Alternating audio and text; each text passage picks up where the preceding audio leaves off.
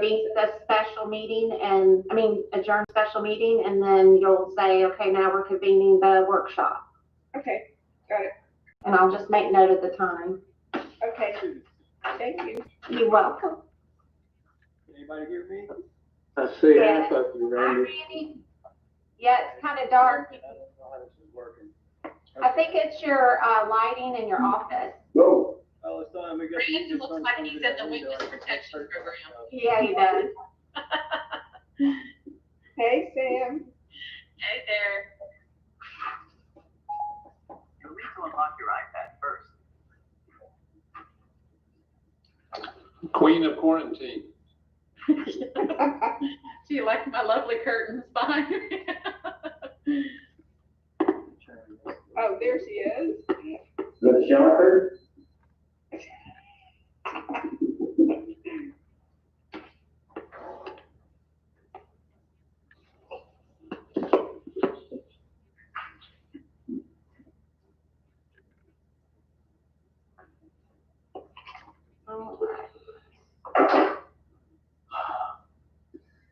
Well, I think we're waiting on Miss Mary Jane. I learned one thing at the noon meeting today, Leslie. Yes, sir. Just how far I could sneak out of the picture and eat my lunch and have nobody see me. You did good then. We were all, as soon as we got off the call, it was like, Steph's like, can I go get y'all lunch? We're like, yes. Let me call Mary Jane real quick. I'm going to mute myself for just a second and just make sure, okay? Hold on.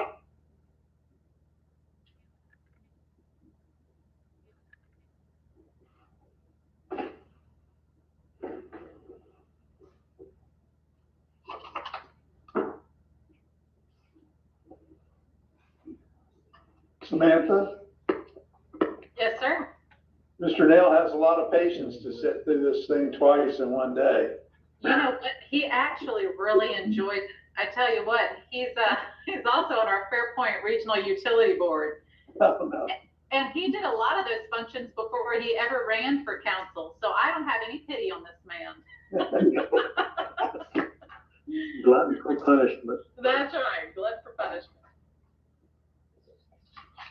And then he gave me his rookie card. He gave you the best seat in the house, though, Councilman Hebert. I don't know about that. I am at home, that's true. All right, well, it looks like we have all the players here, all the important folks I can see. And it's 4:04 p.m., so Madam Mayor, at your leisure. All right. Good afternoon to all who are watching, and those of you who are not on the council and on city staff. This is our very first meeting where we've all been remote. So you'll have to excuse us if we have a few little somethings here and there, but you will definitely get all the information that we'd like for you to have, and we'll be able to have our discussions.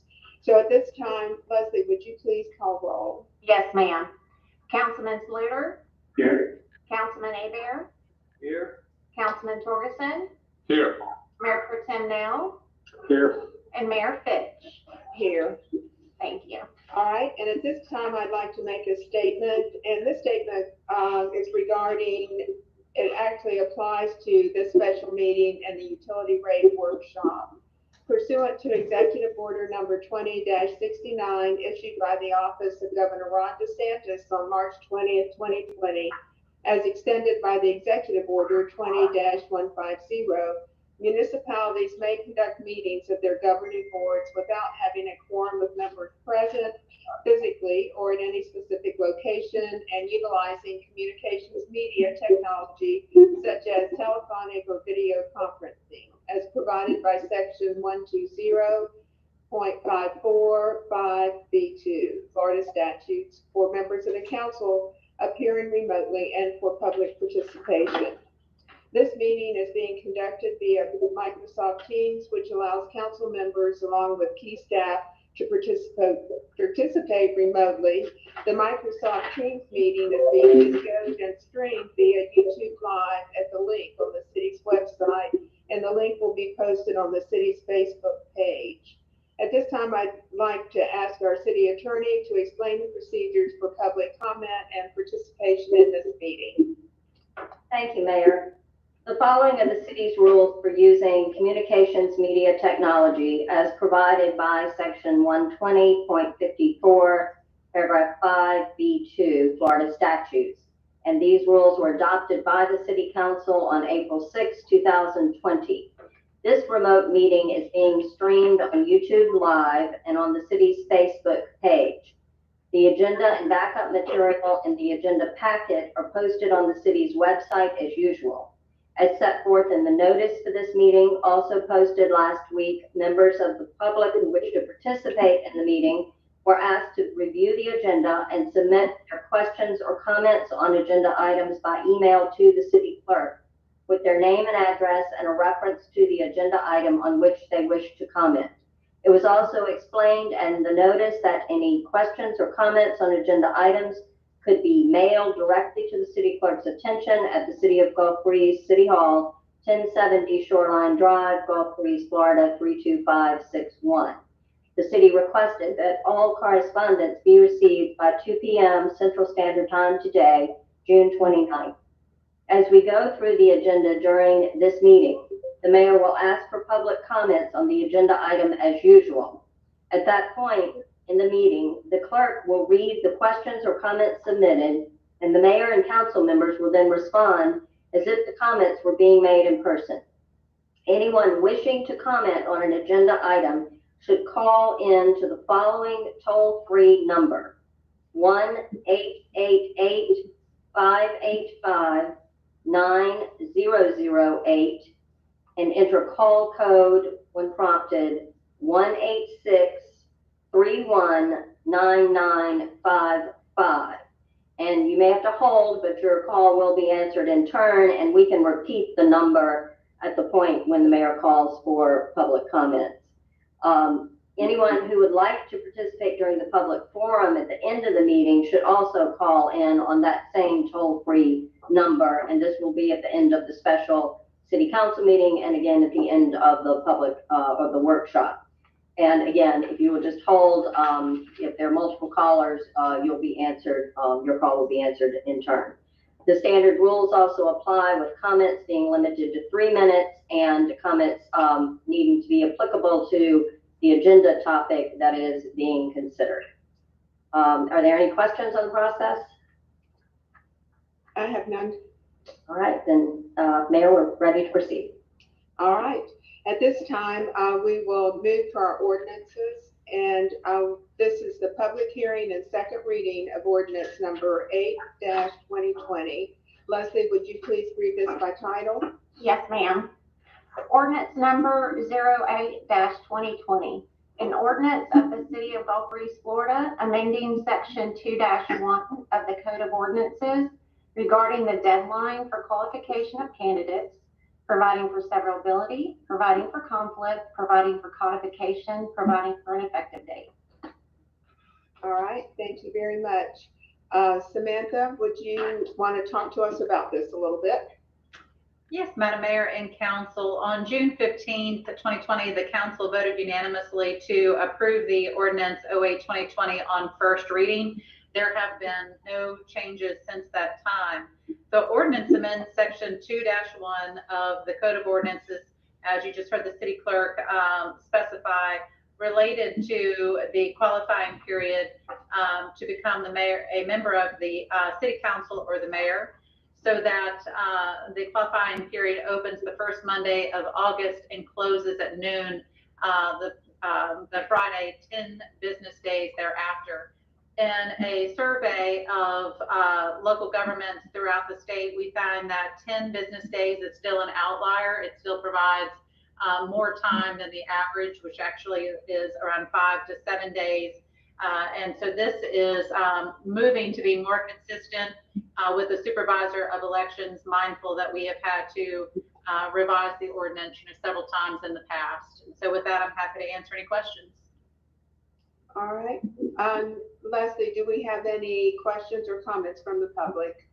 I have not received any email or phone calls directly. and I'm not aware that we have anyone on the phone line. All right, okay, thank you. Council, do we have a motion? Move to approve. All right, and a second? Second. And if I could just repeat the phone number, just in the event that anyone is standing by and did want to call, I think just an abundance of caution, if they didn't get it down, it's 888-585-9008. And the call passcode is 186319955. And may I ask, who made the second? I did, Randy. Okay, so Councilman Torgerson made the motion and Councilman Abear seconded. And also I wanted to let you know, Mary Jane, I did go out on the agenda and post the phone number on the agenda as well to assist, to make sure that it was available for everyone. Okay, good, thank you. Thank you, Leslie. All right, council, do we have any discussion or questions from any council members? I have a quick question. Okay, The ordinance itself, will it have just those 10 days, or is it actually going to have a start and stop date? I read 10 days from the 3rd of August is the 13th, but I've heard also that to count that first day or don't count the first day, so I just want to be clear. And I may let Mary Jane speak to that. It specifies 10 business days. And so I'm not sure that I'm clear on like whether to count the first day or not. I'm not sure what the question is, but it would be, Yes. 10 business days. Yeah, from the 1st of August. Mary Jane? Oh, you're on mute. and I think it's written that it runs from the first Monday. Right, it runs from the first Monday of the month, so it opens on that Monday. And so you do count that day, and then it's the 10 business days after. So presumably, we don't have any holidays in the first couple of weeks in August, so it would close on that Friday. And I think we specified it at noon, Leslie, Yes, ma'am. that Friday, 10 business days following the opening day. So it runs for 2 full business weeks, and again, ending at noon on the Friday of the second week. Does that answer the question? Does that clear it up? It'll end at noon on Friday, the what? So for this year, it will open on, It is August the 3rd. August 3rd. Get my calendar. It's that first Monday in August. So it's That's always the first Monday in August. and then it'll close at noon on the 14th. Those are the dates for this year.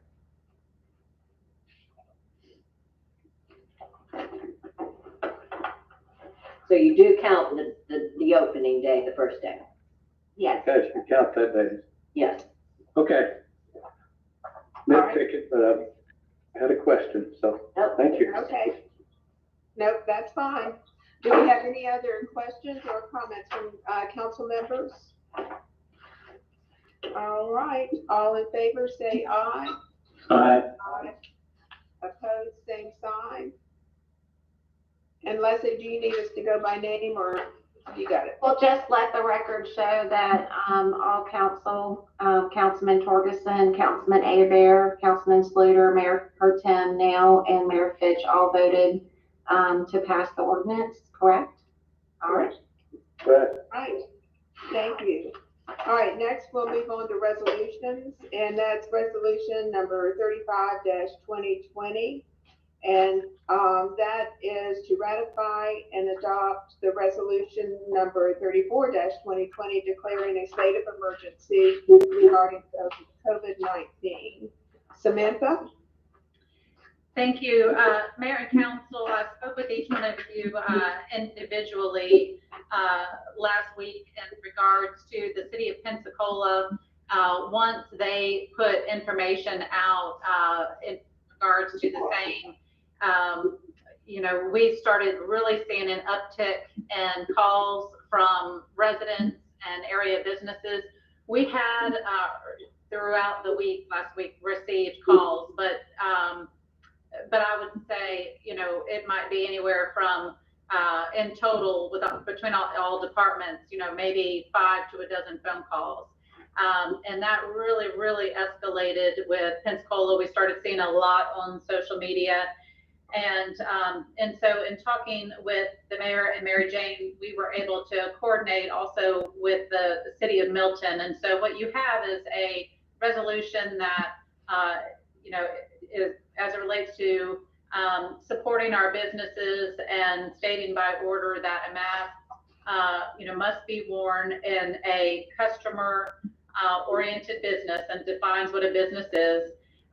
It's a gesture of support. And so the way that Chief Hawthorne has explained it today when he was talking to Channel 3 News is it's similar to, no shirt, no shoes, no service. Is it puts the responsibility on the customer, but if the business feels that, there needs to be a mask, then a business could certainly tell the customer to leave. We have had calls about enforcement. I received emails through the rest of the weekend about, questioning, can more enforcement be done? And our response is that our police are not going to be policing this matter. That means that it's a resolution. It is not an ordinance. There is no fine or penalty attached to it. If there were a customer who was creating a disturbance that refused to leave, then the business could call our police and perhaps file a report for a no trespass. But generally, the idea is that a sign be posted in the door that says a mask, must be worn, and it is to provide another tool to our businesses. And so I can go into the particulars, but of course there are exemptions. I'm sure all of you have seen those as it relates to if you have a medical condition, if you are with someone who, communicates by sign language and the like. And so we've been working to get that information out. Today, our community police have been visiting with our area businesses over the weekend. Mayor Fitch visited with our businesses and sent me and the police department and our community services department her update. And so that brings us to where we are. I will say the city of Pensacola, they have a sunset date of July 7th. And so, you'll have an opportunity to review the resolution at that time. I do just want to say one more thing. And from March 25th until April 26th, the city saw a total of 13 cases. All of those cases were travel related. 8 of those 13 were in assisted living facility. Just coincidentally, in the last 2 weeks, we have had 13 cases, and those 13 cases in the last 2 weeks, as compared to the 13 we saw over the course of over a month prior, our community spread. And so that's, of course, indicative of what we're seeing in the region, which is much more of an increase than our small community. But I just want to provide you with that update. And then I'm going to turn it over to Mary Jane. And I think she also wanted to provide an update to you. Mary Jane? Yes, so I spoke this morning with the city attorney for the city of Pensacola and learned that, we followed what they had done. They are tweaking a few things. One thing, and I think this is evident in interpretation, but they are making explicit that this doesn't apply to churches or houses of worship. They also are, and they don't, an exception is in any county, state, or federal building. We don't have any county, state, or federal buildings within our jurisdiction, except we do have the school board, the school district properties and buildings, and they are adding that as an explicit exception. And so, again, I think, you may want, in whatever action you take on this, if you choose to adopt the resolution and ratify and adopt the mayor's order, then we may want to make, it clear that we're not trying to impose this in a jurisdiction that is not ours. One thing else to just be aware of, the city of Pensacola is actually holding a special meeting, council meeting tomorrow night, at which they will consider an emergency ordinance. And the ordinance will, with a few changes, the two I just mentioned, one, they also are in the ordinance are lowering the exception, the age exception to only accepting children under 2 years of age. But the reason for the emergency ordinance is there are some apparently on the council, those sponsoring this, who believe that there need to be some other avenues of enforcement. And if it's an ordinance, then they can cite, bring civil citations for any violations, and they would follow. I think they are probably they do establish some penalties and fines, and then also provide for injunctive actions if there are violations within the city. Now, what happens with that, I don't know, but it is on their agenda for a special meeting tomorrow night. So I just wanted to make you aware of that. Again, as the city manager has indicated, this resolution and approach from the mayor does provide the support for businesses who want to have their customers wearing masks, and it allows them to seek the assistance from law enforcement, if they need that in doing so. So that is one approach, an approach that the mayor has taken. Obviously, she cannot alone do an ordinance. She can do the resolution as we did it. And now, though, at the first city council meeting that follows it under our code, it's up to the council to decide whether to adopt and continue this approach, or to rescind it, or to ask that staff consider putting together another approach for your consideration. So just wanted you to be aware of those developments.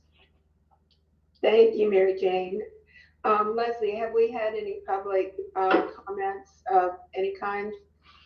No, ma'am. I've not received any emails or any other correspondence, and I'm not aware that we have any phone calls at this point.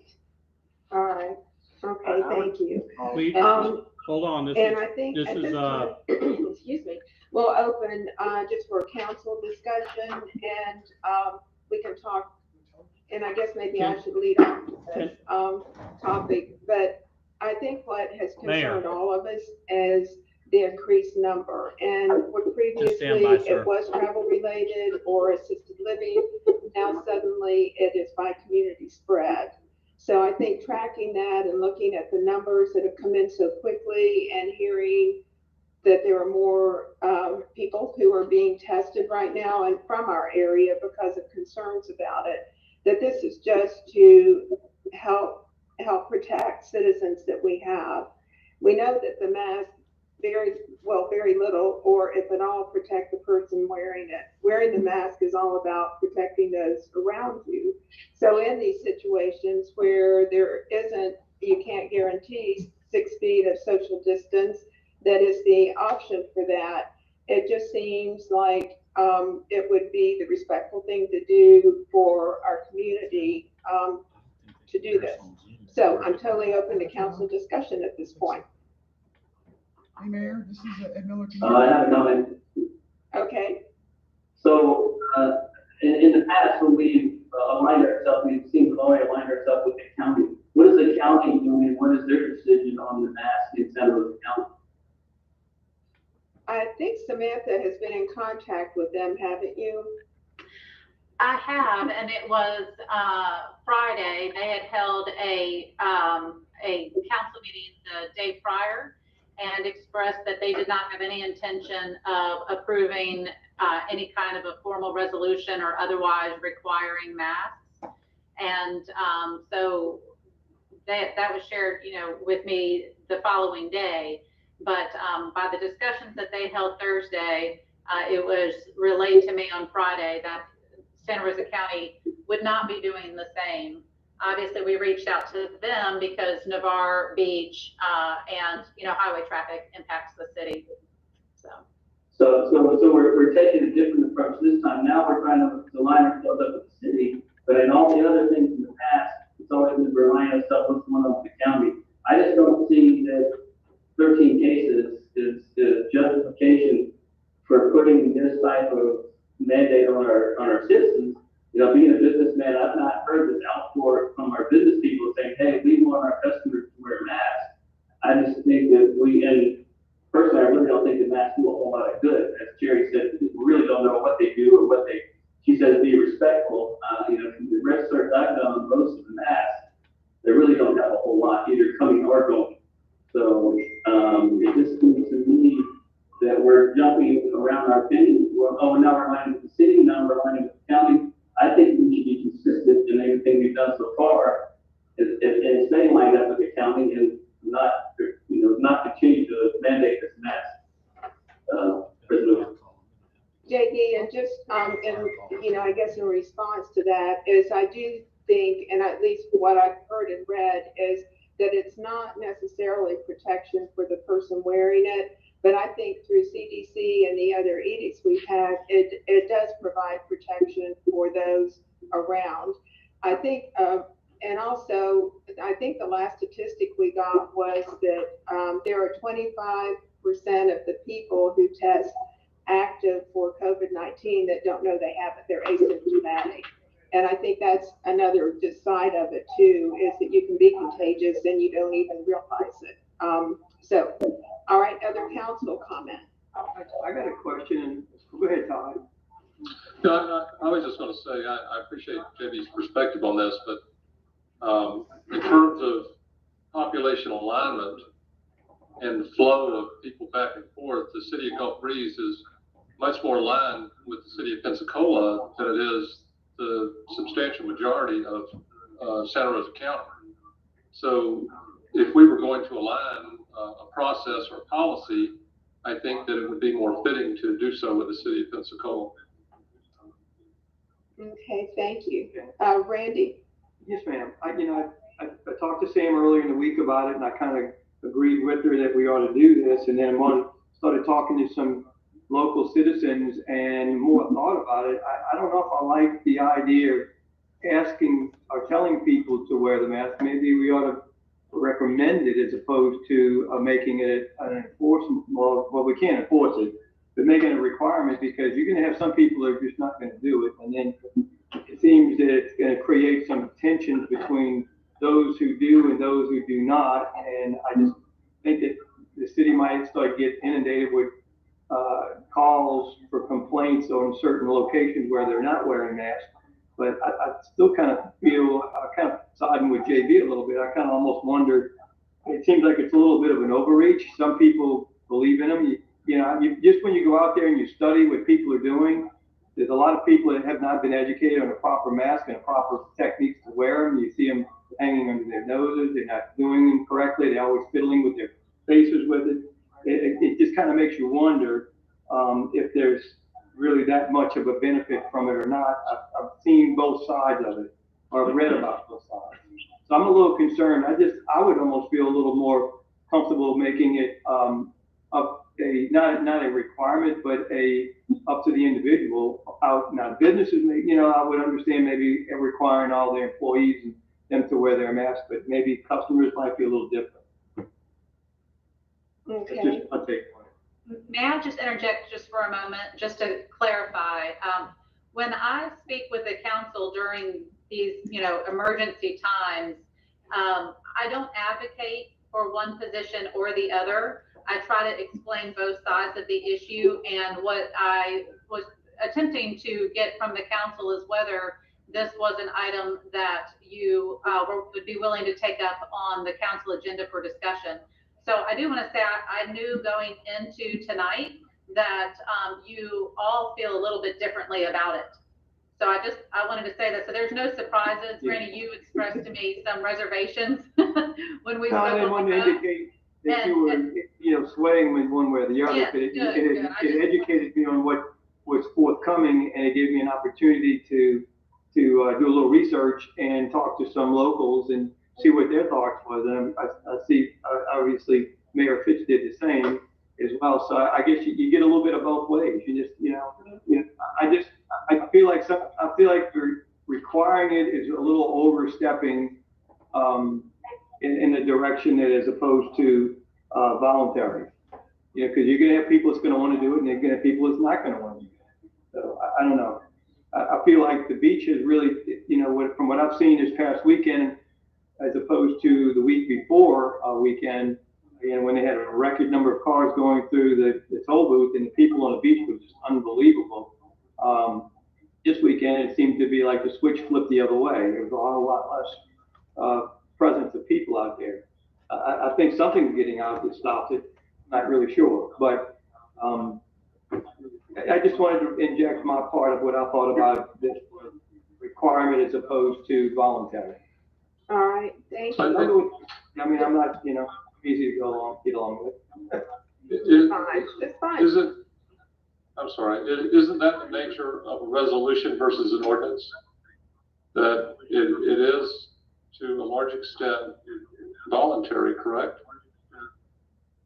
Highly encouraged. Mary Jane and I are making eyes at each other. Mary Jane. The resolution is the mechanism by which the emergency declaration is made, and the provisions of that emergency order or declaration are set forth. So the difference in this instance is twofold. One, when the mayor enters an emergency declaration and establishes directives there, the mayor is doing so under the authority of Section 2-37 of the code, and her declaration is good for only so long as, until the next council meeting, which we're having now, and then it's up to the council to decide whether they ratify and adopt that order, emergency declaration, or whether they modify it or amend it in some way, or whether they reject it and rescind it. And so you have those options. Going back though on the difference in the ordinance and the resolution, that is the enforcement mechanism is really the difference there, because if it's a part of our code of ordinances, then you have the enforcement provisions, under code enforcement and civil penalties or whatever you write into the ordinance for that particular those particular provisions. Otherwise, it's as we said earlier, where it does just give businesses the opportunity to seek. It's like if there's a violation of the law on your property, you can choose, whether or not to call law enforcement and press charges. And that's a little bit more extreme than what we're, talking about here. But it is, again, up to the business owner then to say, if they really want to enforce it for their customer and their business, then they can contact the police and seek that assistance if someone is refusing to comply. So it's sort of, I guess it kind of gives it a little bit of an in-between in terms of the voluntary versus the absolute. Certainly the ordinance would be more absolute in that regard and provide for additional enforcement tools. So you have an array of things. Obviously, you couldn't do an ordinance, and I don't know that you want to, or that's up to you but that, would have to be noticed. There are provisions for an emergency ordinance that allow for adoption upon one reading, but it has to be noticed and set for a different meeting. So again, I don't sense that you're going in that direction, but if you did, we would have to do it that way. Well, part of this resolution is also she's asking the business people to close the sign in their door. Hey, you're required to wear a mask when you come into our business. Whereas to me, that seems like more of a law that you're telling your customers, because you're asking all the business people to post this sign, but yet I didn't see any signs when I saw one in Publix, I think was the place I saw one when I was around town. So I think it kind of gives the feel that it's more of a punishable thing, instead of a recommendation like Randy's talking about, and I think that should be up to the individual, just like it should be up to the individual person if they want to wear a mask or not wear a mask. And so I think it kind of draws a little bit of line in the sand. So, and also, I know that initially it said that this is a response to the businesses appeal. Do we have some of the names of businesses that have really appealed to the city to have this passed or to present this? Yes. I did not have businesses directly asked me for this resolution, and I'm going back in my memory, I don't think any of the calls that we received at City Hall were from businesses.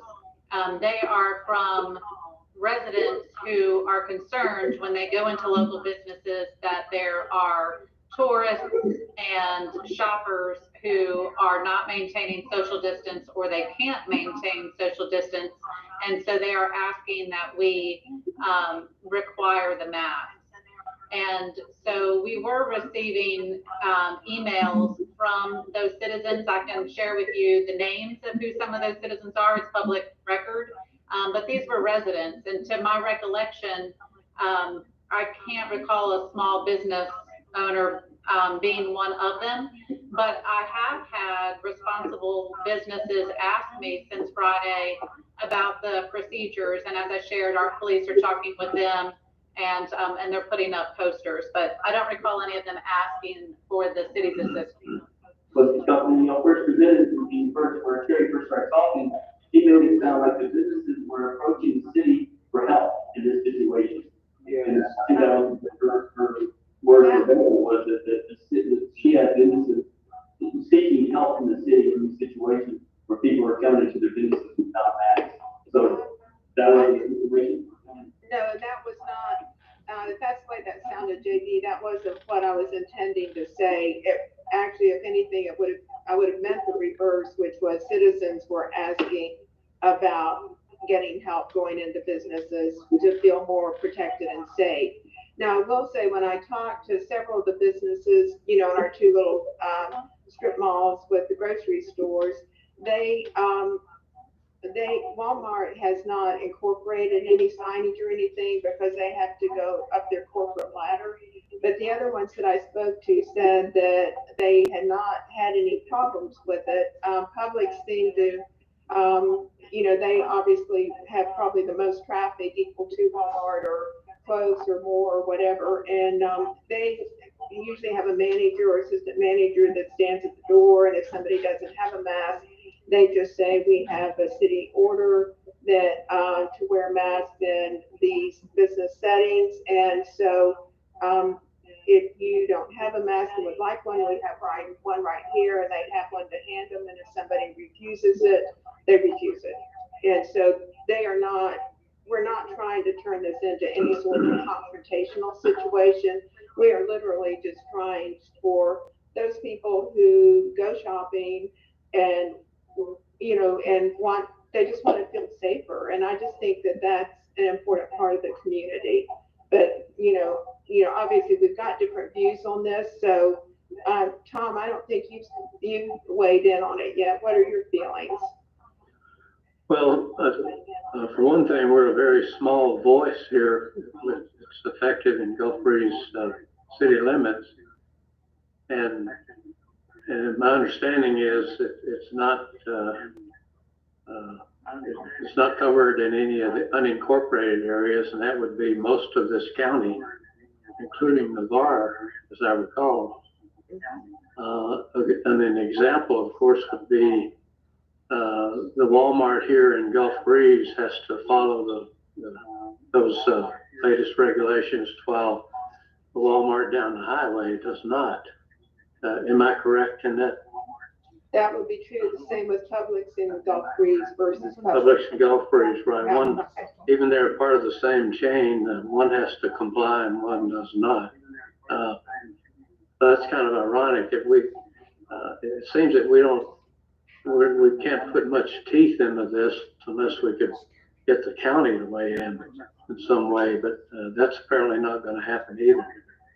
But one of the questions I've had is, how do I know which store requires what? And so probably some sort of signage would be helpful. Well, I think as part of the resolution we had, part of it was the stores would post a sign, out front saying that masks, face coverings were required. So I think that is part of it. And they may not have all done it yet, but that is part. I think another part that I've heard some complaints about is, in some cases, the businesses themselves are not wearing masks, but supposedly the ones coming in to shop are. And I know that has to be handled right there at the local level, but that's been one of the complaints, and that they don't show they don't set the example on the ownership side in the businesses by wearing the mask themselves. So, but that can be as individual as 1 and 2. Okay. Is Pensacola Beach, are they part of the city? I don't think they're required to wear a mask out there either. Is that part of the county? So that any county hasn't made any type of resolution like this, right? No, the one that's in place is for the city limits. City only. So that leads more to what Tom's talking about. If you're talking about just pocketing such a small niche, that I don't see the purpose of it. You're saying everybody go out to Pensacola Beach, you don't have to wear a mask. But when you come into the city of Gulf Breeze, you go to Publix and this and that, you need to wear a mask. When you go down the highway to Walmart, to gas station, you don't have to wear a mask. So that was my original statement, is that we line ourselves up with the county and all the other issues when it comes to this. What we're lining ourselves up with. But suddenly we jump just to line ourselves up with the city of Pensacola. And I agree with Todd that we probably more are aligned with the city of Pensacola. But, we're in the pocket with Pensacola and Pensacola Beach where most of our traffic is heading to the beach at this time of year. That has to be true. All right. Any further, Todd? I see your face. It's just waving at me. We do have a caller holding, by the way. Never mind. I did want to ask, just for clarification, there is no enforcement for the businesses either, right? Correct. If they do this. So it would seem to me that every business in the city of Gulf Breeze has the option to grasp this and say, this is what we're about, this is what we're doing to protect us. And the issue with the mask, it's irrefutable evidence that it is designed to protect others from you. So if we have others coming in to our little city, that's who we're protecting, are our residents, not the rest of the county, which we can't be accountable for. But that's, to me, the whole purpose of it. And the way it's set up, the way the mayor has written this document is such that if a business doesn't want to comply, they're under no further obligation to do so.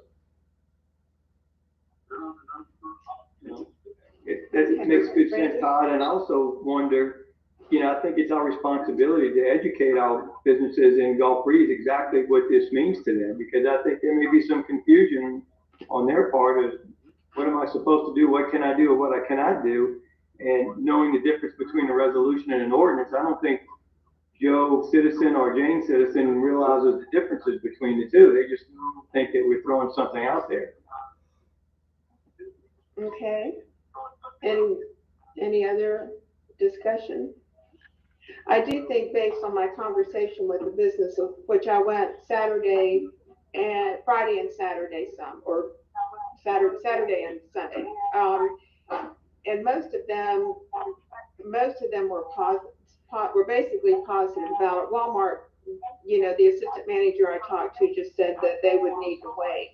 A couple of them were uncomfortable a little bit about telling people. Most of them, well, I think all of them said that it was fine. They just didn't get into any conversation, or, what I'm saying, if somebody said, no, I'm not wearing one, or if they walked on by, it was fine. So, I haven't sensed from the business owners that they're uncomfortable about doing it, but, that could be. I have not hit every one of them. I just tried to hit as many as I could in about an hour and a half. So I think then it's really where are you? I mean, where do we want to go with this? And Mary Jane, is this so we would vote today? I guess one thought I have, which I don't know, would again be, something to consider maybe is right now, we only really have increased numbers. We know for X amount of time, and we know that they've been attributed, these last ones have been attributed to, like the social contact.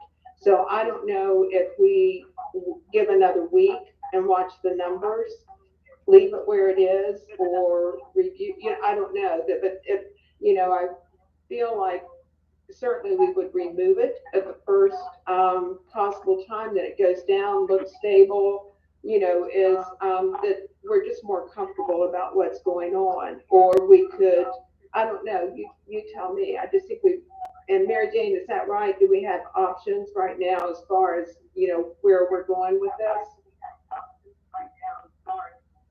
You're on mute. And we also have a caller holding, by the way. Right, Okay. if you'd like, I can answer the question and then want to perhaps turn to the caller. But you have options.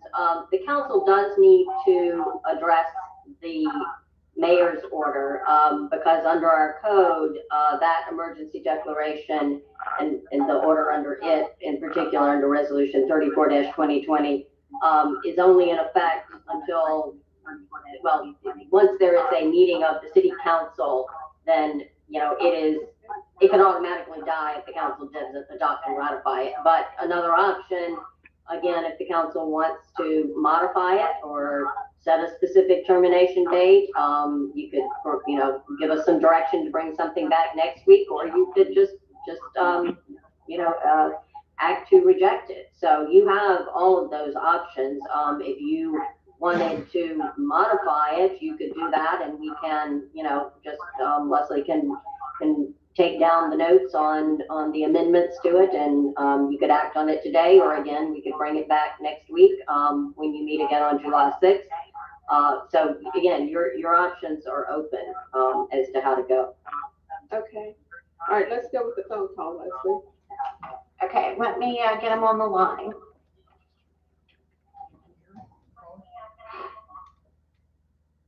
Is the I caller think Ed still on and the Shane line? are operating the phone in the other room, so. Hello, yes, sir. Stand by.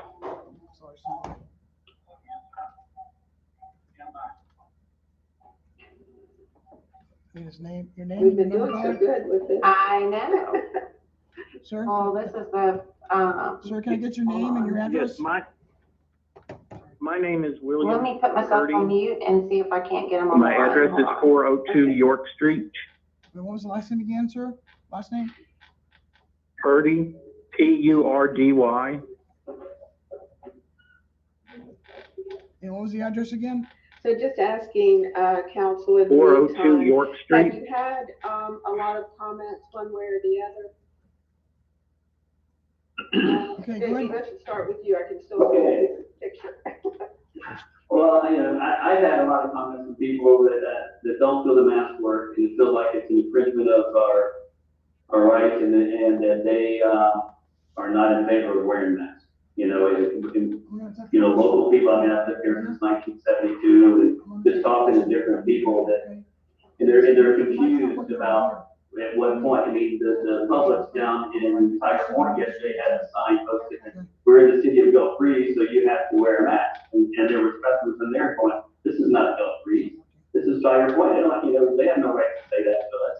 And I had a conversation with a customer out there at Publix down there. So I would say, yeah, I've talked to a lot of people, and most people are not in favor of wearing masks.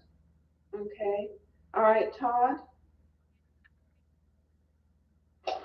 Well, I'm not in favor of wearing a mask for sure, but I do agree that they have some. Sir, what's your question?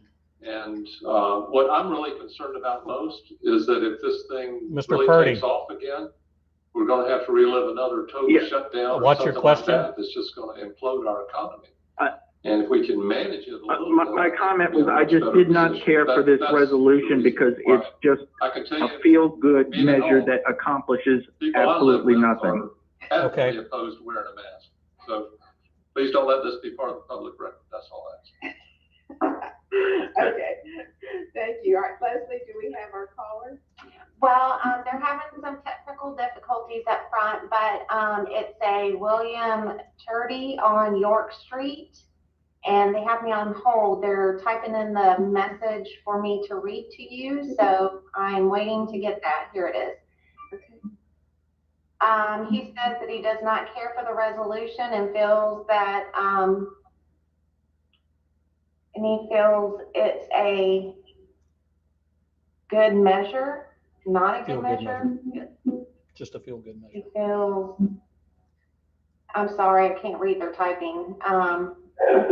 It makes no sense. He does not care for the resolution. And that is a feel-good measure. It's a feel-good measure. Thank you. Yes, yes, got it. Thank you, sir. All right. Okay. Thank Thanks. you. Randy or Tom, anything else to add? No, I just, my sentiments are that, my family's not mask wearers either. And in my observations out in public in restaurants and watching the workers with them on and off again, hanging on their ears or not over their face or under their nose, I just think, people are not educated well enough on the proper use of the mask to begin with, and they may not be using the proper mask.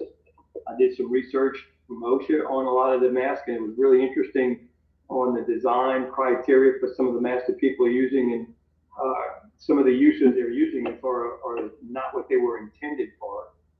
But that's just another thing. So I just feel that there's confusion in out there from some of the businesses that I've talked to. They feel like they're being forced to do it, or if they don't want to do it. I think they need to be educated on what the resolution would mean to them, as opposed to not enforceable. Oh, we're getting that hamburger. Anyway, I don't think they realize that, and even our police department, it's not an enforceable thing. So it's kind of like, well, are they going to be getting nuisance calls from complainers about people not wearing masks when they can't do anything about it? And then they'll be calling back the city complaining, well, your police department said they can't enforce that.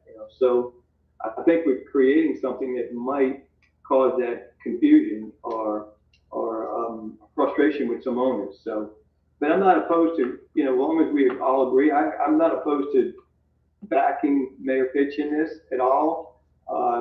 But I think we just need to make sure that we educate our businesses so that they know what it actually means to them, as opposed to an ordinance or a resolution, what's enforceable, what's not. Okay. All right. Tom, any last words? I can support it also, although we should be recognizing, I'm getting Randy's call now. We should recognize the fact that we have some limitations, and that if the population surrounding us is not complying, then there's very little effect we could have. Although on one side, I was at the masses at St. Anne's and at Our Lady of the Assumption on the beach this past weekend, and we noticed an uptick on the number of people wearing masks from the previous weekends. So for that reason, if it's offering some encouragement to at least look at it, then I can support it. Okay. All right. So then we need a motion, I believe, or not. I'll make the motion. All right. For it as it is stated. As stated. Okay. Do we have a second? Second. Okay. We have a motion and a second. Then any further discussion, or are we ready for a vote? I just wanted to check with JB and Randy if there are any specific pieces of this thing that we could modify to make it where we have unanimous support for it. One way may be to sunset it.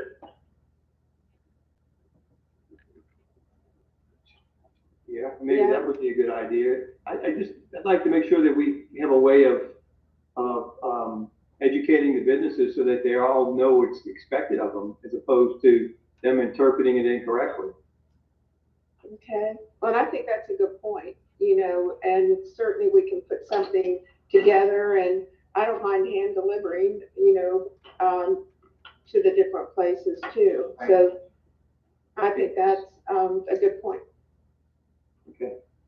I think our resident that wrote in made a reasonable point of it being a feel-good resolution, but in a different context. It's really an awareness campaign to say, you know, our business supports wearing masks. It gives the business owner an opportunity to say, hey, put one on if you would, please. But to, you know, if JB or any other businesses don't want to do that, they're certainly not forced to do so. And to Randy's point, everybody needs to be educated along those lines. Okay. All right, so do we want to add that then to the motion? Somebody asked my permission to reword that motion. Okay. All right. Somebody more eloquent than myself. We would need to choose a date to sunset it, because that was the first part, I think, of what you said, Tom. The What city we of did in- Pensacola, I believe, and I can check Mary Jane, I believe it's July 7th. Is their Okay, sunset. so that's like, I could live with that, July 7th. so that's basically another week for the most Yeah. part. Okay. All right, so to sunset on July 7th, and then to Randy, how would you like us to word as far as the business owners? Well, it says on here, each business owner must post signage notifying. I mean, maybe it sounds a little strong, must post signage, maybe, an individual business owner must wear face covering while establishment. Maybe each business is, trusted to post signage. Maybe not quite as strong as must post a signage requiring to wear face mask. What do you think, Steve? What do you think, Ruth? I didn't hear you, Randy. You asked me what I thought? Yeah, I was asking your opinion on that, where it says each business must post signage notifying individuals of requirements to wear a face covering as provided in this order. And it seems a little strong, you know, and maybe each business, is requested, you know, we're requesting it. It sounds a little stronger than what being a resolution. It's not enforceable. It just sounds a little stronger than it needs to be. So strongly encouraged. Maybe that's a good word, encourage. Each business is encouraged to post signage. That's a good word, Tom. I like it. Okay, so you want to, okay, so we'll change, so we'll leave that part of it. Mary Jane, are you getting all this? I think with Leslie's help, yes. So we will change the signage provision to say that, Under section 3, item C, it will go from each business must to each business is encouraged. got it. Post signage. And we will add, that, there'll be a sunset date of July the 7th. Just one thing on the City of Pensacola's, on their order, it says the order would remain in effect until the expiration of the city state of emergency and any extension thereof, unless it is modified or repealed, or until the city council adopts an ordinance. I think the ordinance also is until the emergency orders expire. I don't see the July 7th date that may have been discussed or an area. I know Milton, I'm not sure what Milton's was, but I did not see an exact July 7th date. That's not to say you can put it in, or you might want to put in just, you know, you can reconsider it at your meeting next on July 6th. Might add that maybe adding a little bit more to that to get us past the Blue Angels week. If we wanted to sunset it like July 13th or 14th, add a week.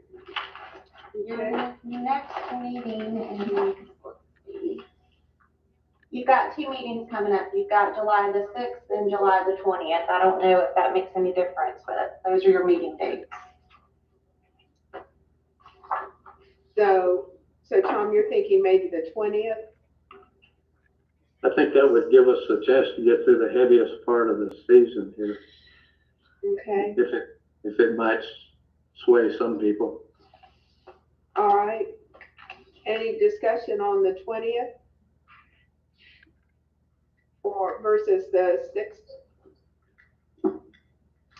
Okay, Maybe we can revisit it on the 6th, right? Change it, right? What, I'm Jamie? not in Sorry. love with either date, so whatever works. I'm just saying that we can always revisit it on the 6th, see how things are going, and make another decision at that time, you know, to change it. If it gets voted through tonight, we could already revisit it if the numbers are not increasing at that point. I think that's a good point. Yeah, I do too. I think we leave it to 6 because we're gonna meet. Let's go ahead and put it on the agenda for the meeting. All right, that sounds good. All right, so we've got it in place until the 6th, and we're gonna revisit it, look at the numbers, and then move, and then just talk about it at that point, make any changes or take it away. Hopefully we can just say, oh, we don't even really need it anymore, so.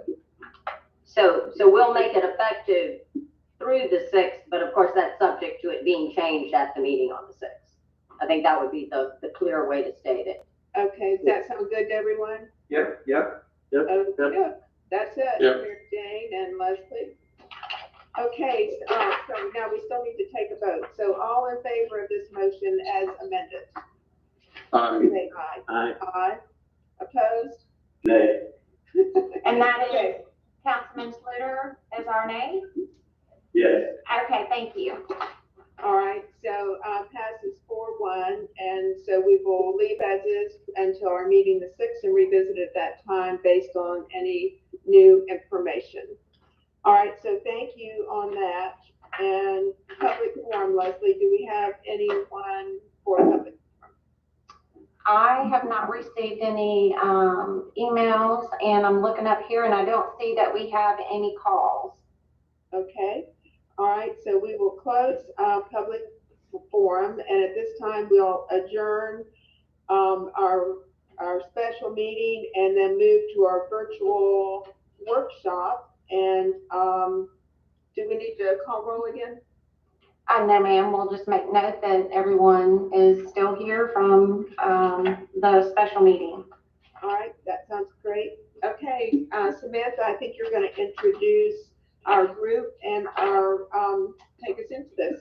Yes, I am. I'm going to start first with a little bit of background and memory refresher before I introduce Henry Thomas, who's the Vice President of Reptelis. So I have been sending you emails, and we've been discussing throughout the year these emergency repairs. And the question that the council has had is, when are we going to get on top of our maintenance renewal and replacement program? And so we've had to keep sharing with the council that we are not meeting our timeline for our consultant study.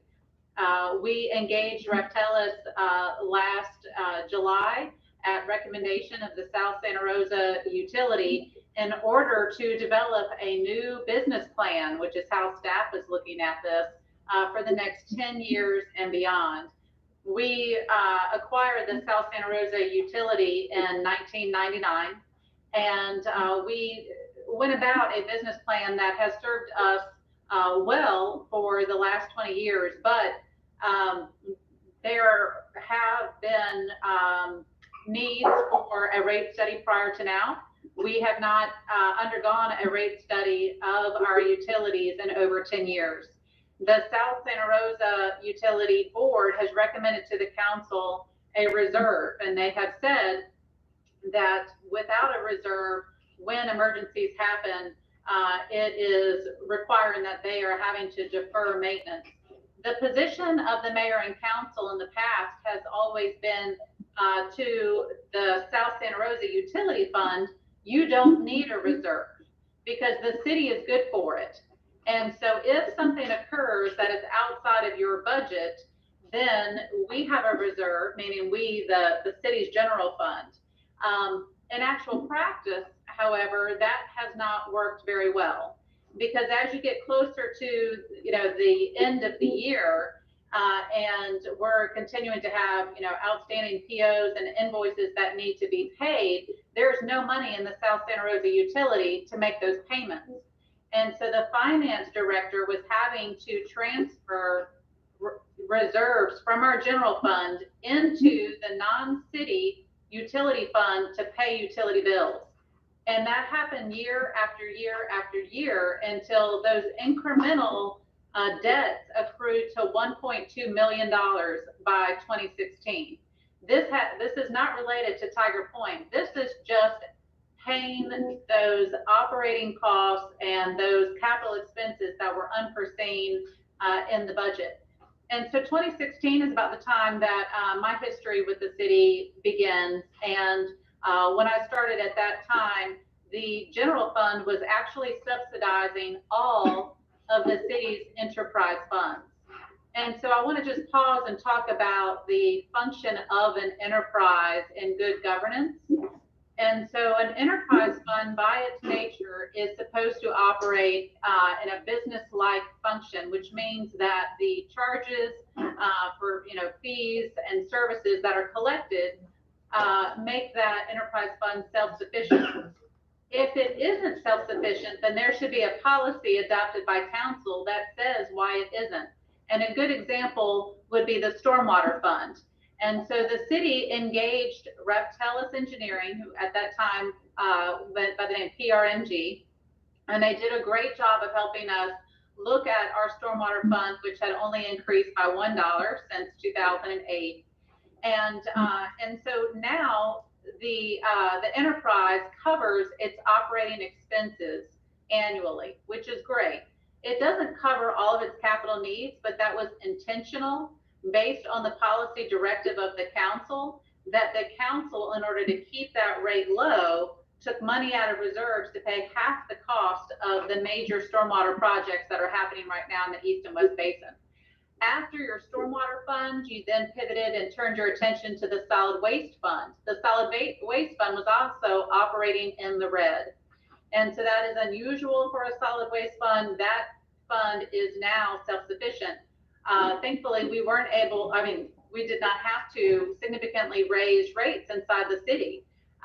Looking at your enterprise does not just automatically translate into a rate increase. It means looking at your rate structure, looking at best practices and principles statewide, and making sure that you're structuring that in accordance with the statute and best practices. And so when we looked at the function of the transfer station, and when we looked at the administrative support to the solid waste fund, you were able to restructure fees in order to continue to keep costs very low for garbage rates and transfer station costs for our residents inside the city.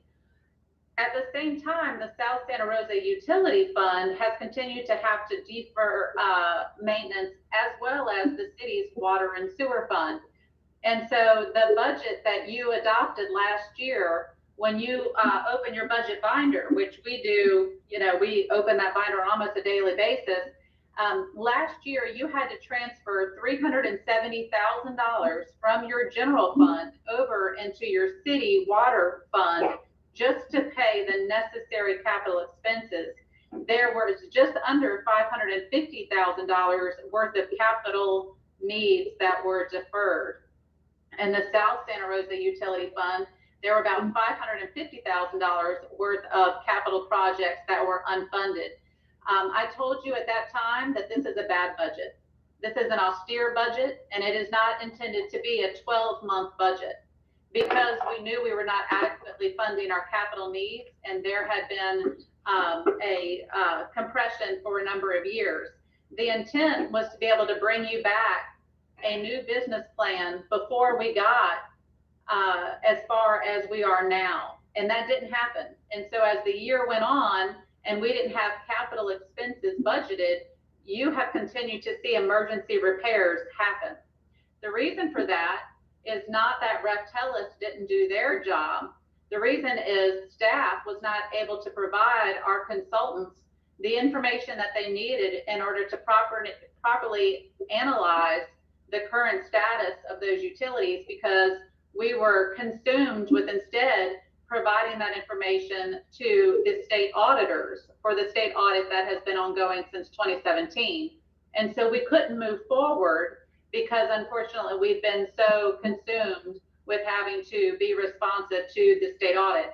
I bring that up and I mention it in the memo because as we go through this presentation, it's important to talk about communications, which we just brought up in our last agenda item.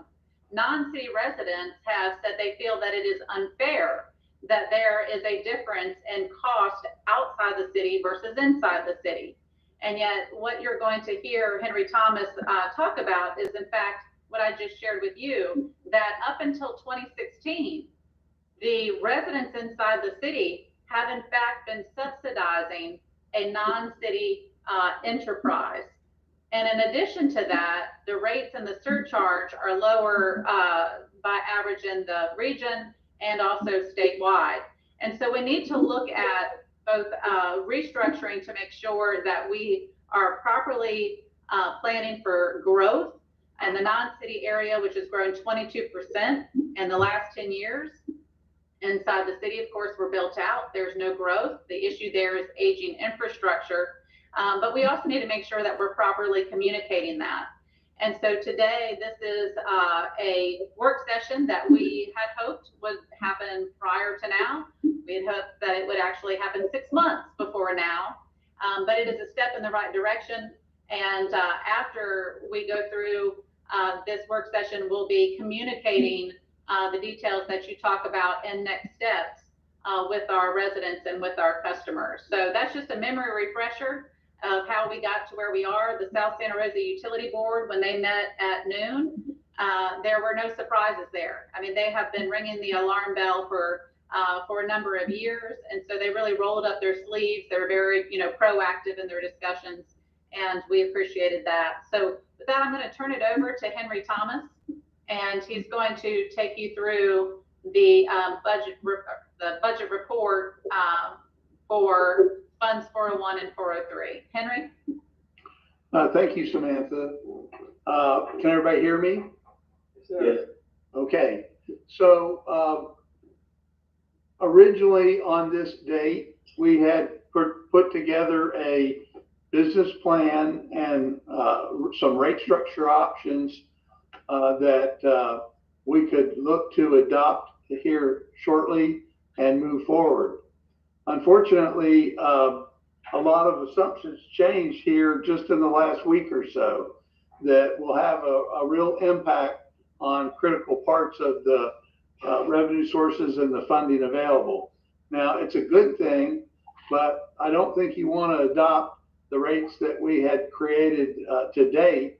And I don't think, given this information, we could adopt some of the capital revenues or impact fees, because what I'm talking about is the Restore grant of $6 million.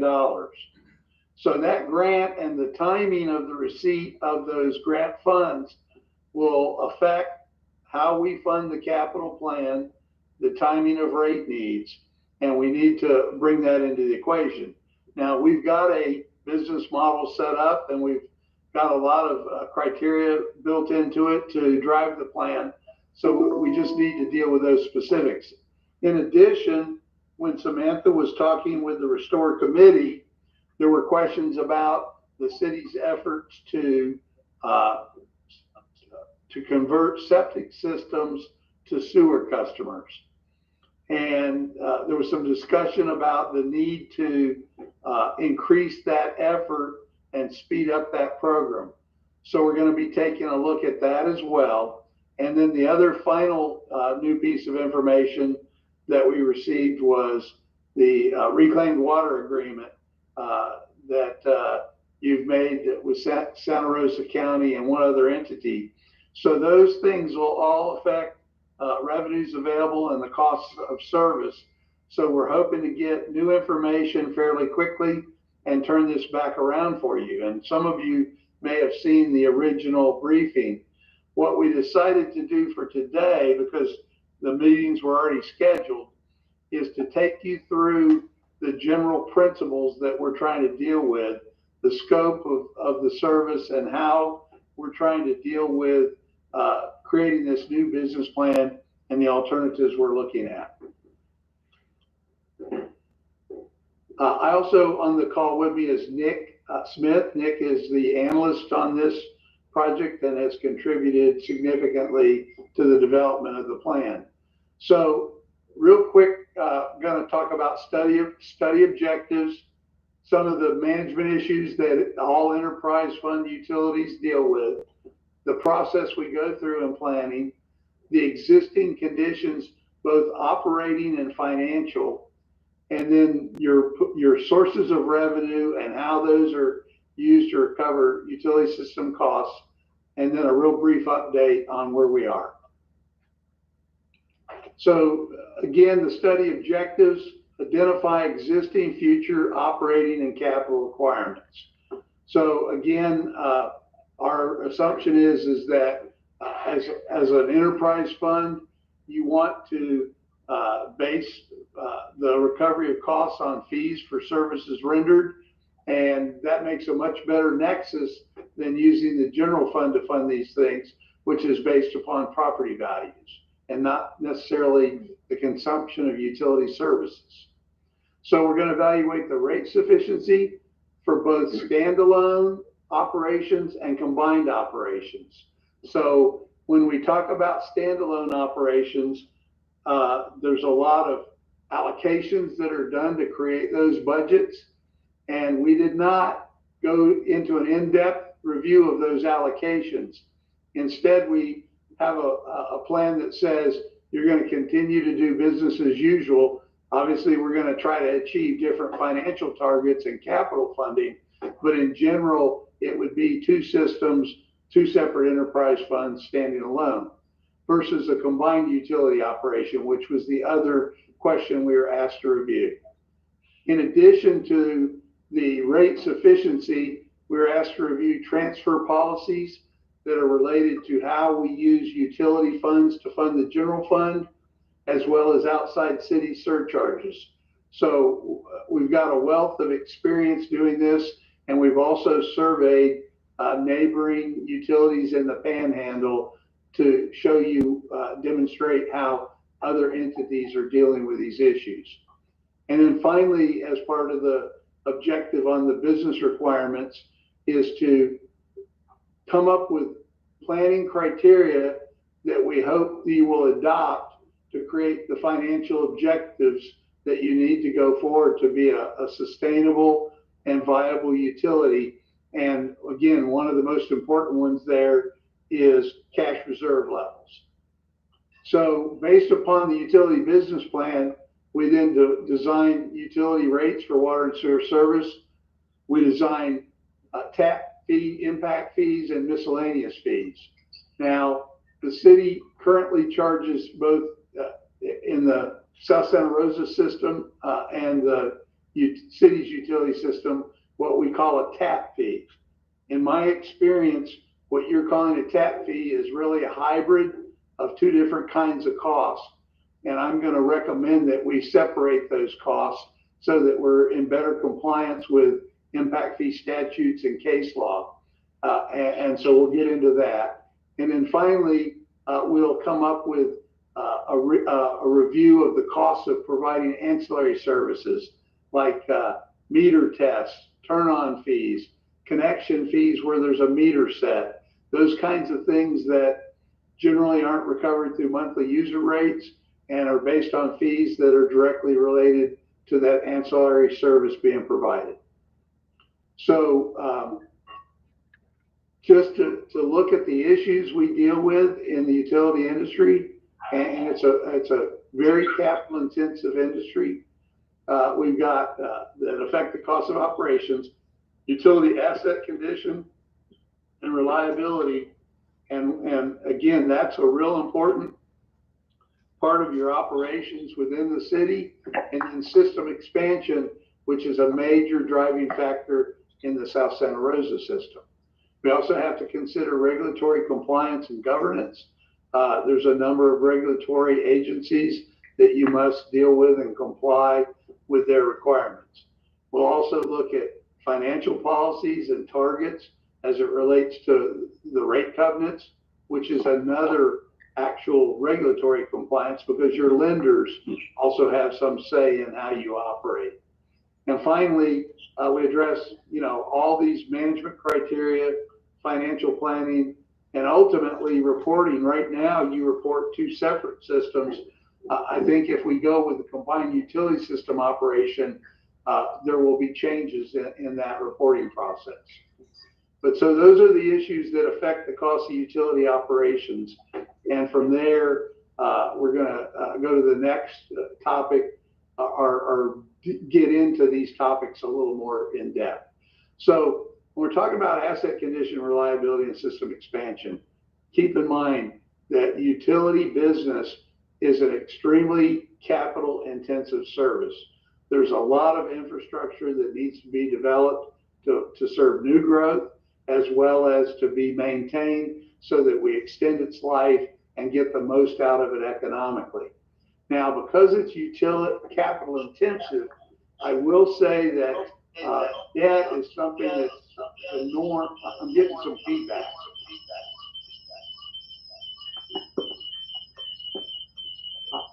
Can you hear that feedback on your end? Yes. Okay, that's better. Thank you. Debt is something that's a reality in the utility business. Again, quite clearly, when we look at the new plant expansion of almost $26 million, that's not something that we can pay for out of current revenues. Also, because the assets tend to have a fairly long service life, it's fair for the folks that benefit from those assets to pay for it over the life of the asset. And finally, it's important to note that even when you borrow for a project cost, you pay back principal plus interest, which increases the price. When you look at a growing system, it's not necessarily the total cost of the project that matters, but the cost per customer per month. And when you have an asset that's a 30 or 40-year asset and you fund it with debt over a longer period of time, you have more and more customers each year that can help you pay that debt service. So that actual debt service for that project per customer declines over time because again, of the growth and the fact that the debt kind of funds it as an annual revenue requirement. So capital funding is a major driver in utility financial planning. There's an inherent competition for funds and revenue. This is another reason why the funding approach of having an enterprise fund is important. When you put it in general fund context, you're having to make choices between necessary utility expenditures and expenditures related to public health and safety that are non-utility, police, fire, and those kinds of things. So most systems that I work with follow the enterprise approach strictly, because then the enterprise can set its own rates and budgets and not have to compete with other general fund needs. That way you again maintain the system on a stable basis over time. System expansion is typically funded from some combination of impact fees, which are one-time charges from new development.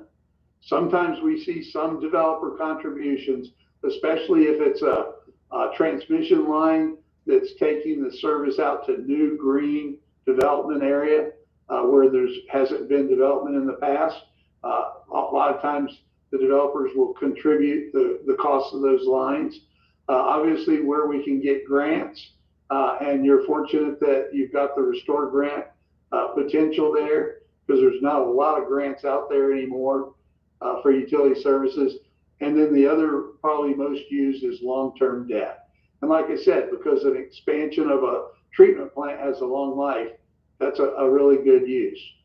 When you're talking about recurring asset maintenance, replacements, and rehabilitations for lift stations and parts of the plant that wear out quicker than 30 years and need to be upgraded and replaced so that we get the longest life out of the asset and the most economical use of the asset. These are typically funded on a pay-as-you-go basis. In other words, they recur every year. Let's say it's a line replacement program.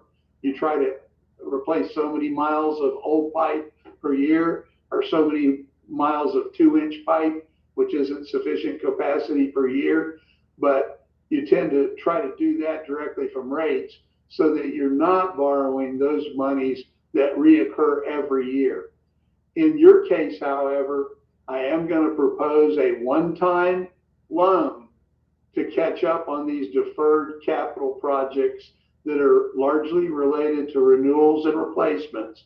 We identified about $7 million of projects that are in the 5-year CIP, and mostly in the next 2 years. If we try to fund those through rate increases and fund them directly from rates, then we're going to see tremendous rate increases. So while this is something that if we had a better financial position, stronger reserves, and maybe had been doing rate increases a little bit higher than inflation, we might be able to fund these on a pay-as-you-go basis. But my recommendation to you is, in order to mitigate the rate impacts, to be able to phase into the rate over time that you need, that we would borrow about $7 million as a one-time loan to play catch up on the capital needs related to R&R. And over the 5-year plan, in the latter period of the plan, we pick up on a phased basis, we increase the pay-as-you-go funding so that going forward after this 5 years, you're in a position to pay for these kind of costs annually out of rates. So again, that's, I said it's typically pay-as-you-go funded, but if we do that in your case, we're going to be recommending very, very high rate increases. And I don't think we want to do that. So debt does have a place in the utility business, and it can help us deal with rate impacts when it's necessary. But more importantly, with the big asset purchases and investments, it helps us pay for them over the life of the asset, which is fair among generations. So with respect to regulatory compliance and governance, you've got the Northwest Florida Water Management District that has a say in your operations. You've got the Florida Department of Environmental Protection. You've got the U.S. Environmental Protection Agency. Obviously, we have the City Council, we have the Utility Advisory Board, and in the case of the stormwater system, I worked with your Finance Committee. So those are all kind of your internal governance structure.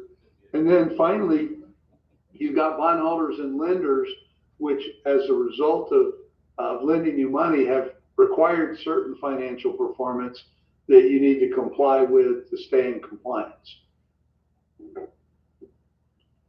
Financial policies and rate covenants. So the financial policies are guidelines for the utility business process. These again are things like, the funding approach we use, the types of revenue sources we have available and how we use them. Also rate cash flow levels to meet creditworthiness and cash reserves. Probably the most important one, and the rating agencies all will tell you that cash is king. So we want a strong cash balance. We're going to talk about yours and what the industry norms are here pretty quickly. But I will say that the idea is to establish minimum financial targets that then from the policy level that you're responsible for can provide guidance in order to make plans to meet those objectives. And what we're trying to do is create financial stability, creditworthiness, and system sustainability, which is the most important. We want to obviously be financially stable and be able to borrow money when we need to. But the real key here is to have a system that's sustainable on a going concern basis. It is a public health and safety issue. And if you fail in that one, you're going to hear from your regulators like FDEP when they start sending you consent orders because things aren't working like they should. So with financial performance, we really focus on the balance sheet, in particular cash reserve levels, the income statement, the cash flow statement, and how that relates to debt service coverage compliance. So lenders typically ask that after the payment of operating expenses, that there be enough net revenue available to pay debt service plus some margin. When you borrow from SRF, that margin is 15%. Now, I will say this, our financial advisors in this industry like to see that target for all sources of debt to be about 150%. So that means for every dollar of debt, we've got $1.50 available to pay for it. Now that sounds like we're overcharging, but what we do with that money is that, again, the definition of net revenue is gross revenues less operating expenses. So that money that makes up the coverage amount above debt service is used for that internal reinvestment. Those aren't our projects. So the lenders want these issues set forth in your rates so that they have comfort you're able to repay, but also they want you to take that money, that 50 cents for every dollar, for example, of debt that you collect through your cash flow. They want you to reinvest that because they also realize, in addition to paying your debt, you need to be able to operate as a going concern. And without that reinvestment in the utility industry, that will quickly not be the case. So they're looking out for you to have good financial performance so that the system is sustainable. Management, here we're talking about operational planning, strategic planning. Some of the management issues are going to be, if you elect to go to a combined system, we will probably shortly thereafter need to make sure that we consolidate our financial reporting. Operational strategic planning is really focused on, when and how much we have to expand the plants, for example, and what assets are critical and need replacement, and all those priorities. Rate covenant compliance is just saying we need to make sure that we comply with our lender requirements. We don't want to be in technical default. That'll make it very difficult in the future to get loans that are reasonable. And to the extent that that compliance issue isn't corrected, can result in even more impacts on the utility from outside groups. Compliance with industry laws and rules, evaluation of financial management goals. These are things that you need to set internally that may not be spelled out in your bond covenants. For example, bond and lender covenants rarely speak to cash reserves. That's more of a policy thing. So we're going to establish some of those targets, hopefully, through this process. When we looked at particular for you, establishing rates means either continue your current standalone or look at combined utility operations and a single rate. We also have to take into account the varying levels of service that we provide, and this is particularly important in impact fees. We also look at the fixed versus variable cost recovery strategies. About 80% of your utility costs on an annual basis are fixed and don't vary a whole lot, regardless of how much consumption there are. As you know, water sales can vary based on rainfall and other weather variables. So that if you really looked at the structure, only about 20% of those revenues vary with usage. So one of the comments that we've gotten in recent years is, as we've put in these conservation rates and people reduce their consumption, there's definitely a rate impact. So it's kind of counterintuitive, but again, most of your costs are fixed. If we included all the fixed costs in a fixed charge per month, it would be exceedingly high, and it would make it very difficult on your smaller households to be able to afford their utility bill. So the industry standard is not to charge all the fixed costs in that monthly fixed charge, but to get a decent portion of them to give you some revenue stability as sales can vary from year to year. And then finally, we look for the rates to have equity and also affordability. Again, operating against those other goals like funding your capital and operating needs. So really at the key to this process, and it's the reason, even though we're going to revise the plan, that we thought it was still good to talk today and get your thoughts and input, is at the center of all our business planning are the policy and business goals. From there, we develop financial plans. We from the engineering side of the house, we look at our capital improvement needs. We then look at a cost recovery plan, which includes both rates and impact fees and miscellaneous charges. And then finally, for the rates, we create a pricing structure. So that's kind of the areas that we're dealing with in this business plan. But at the center of it is the policy direction we get from you. So let's take a look at the existing operating conditions of the water and sewer systems. So right now you're treating it as two separate enterprise funds. You've got the water and sewer fund for the city of Gulf Breeze, and then South Santa Rosa Utility System also has a water and sewer fund, if you will. South Santa Rosa was acquired in 1999. It includes reclaimed water service, and it's primarily or exclusively serving outside city limits. Now, the two enterprise funds maintain separate budgets, capital plans, and debt obligations and rates. However, I would submit to you that the whole enterprise fund accounting that this is predicated on is essentially an allocation process. The two systems are really operated as a single system. Maintenance and administrative personnel are allocated between the systems. There's one maintenance department, you've got administrative personnel, and then to prepare the budgets, there's allocation factors that are developed. You've got a single supplier for both water systems, the Fairpoint Regional Utility System.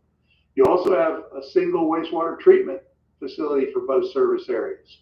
The city's treatment facility was closed in 1992, so the staffing is jointly developed to run the wastewater treatment facility.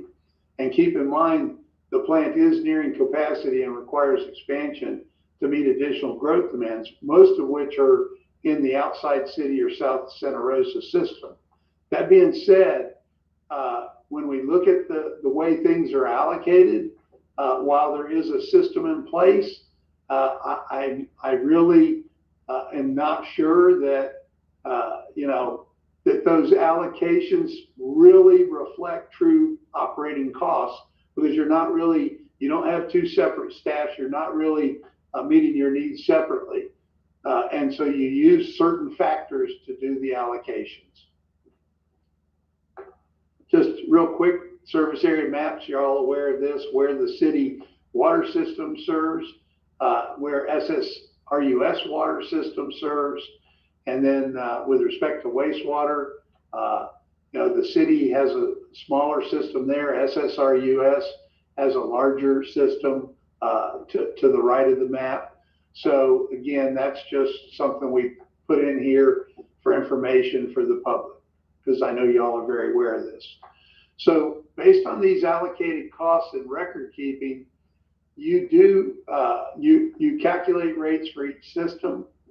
The study was done in 2012, and it recommended an annual inflationary rate index.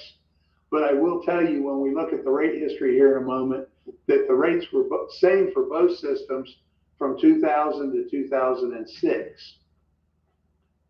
So this is just the rate history for a typical 5,000 gallon user.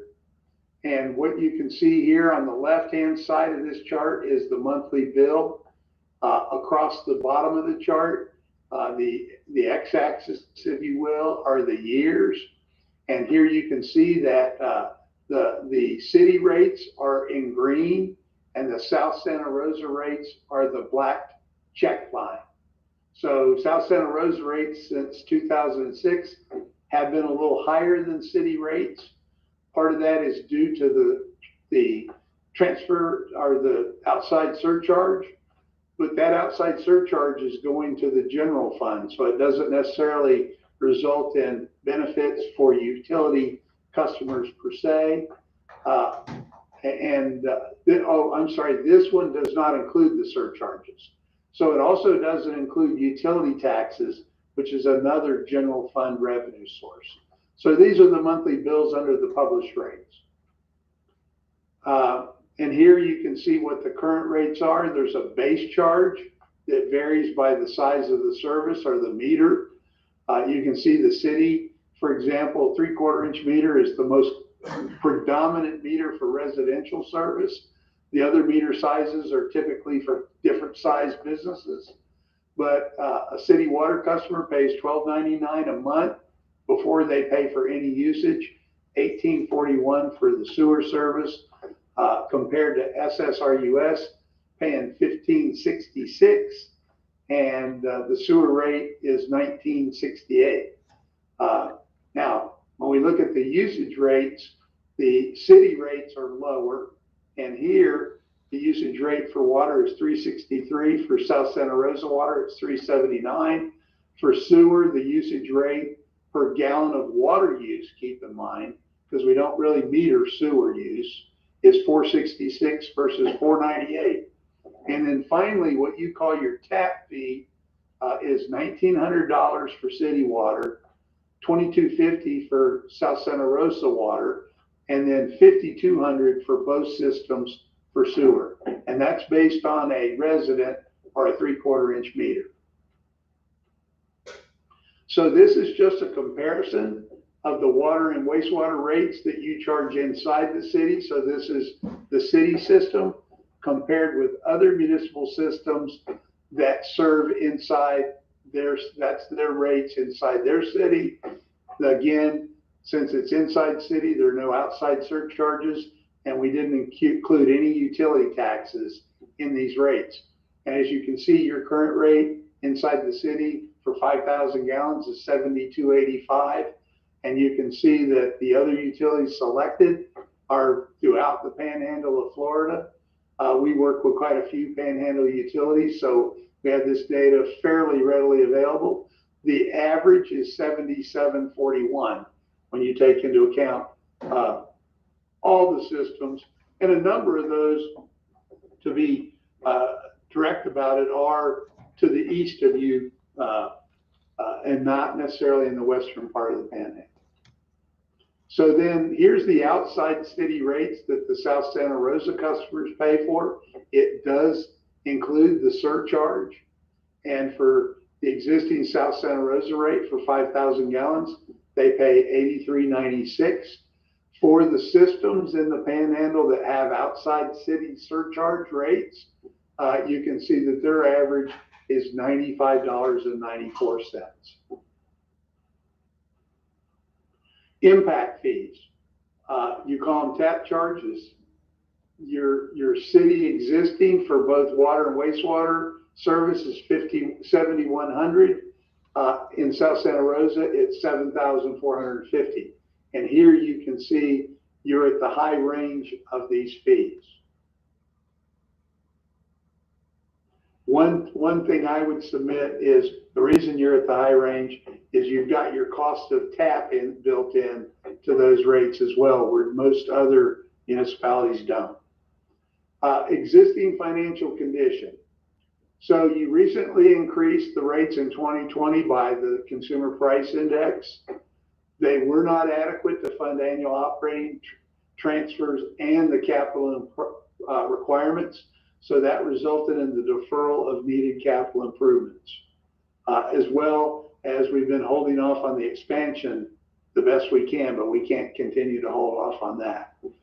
Existing cash reserves are not adequate to help fund those shortfalls and phase in rate increases, or provide you with, again, an adequate reserve for emergencies and other contingencies.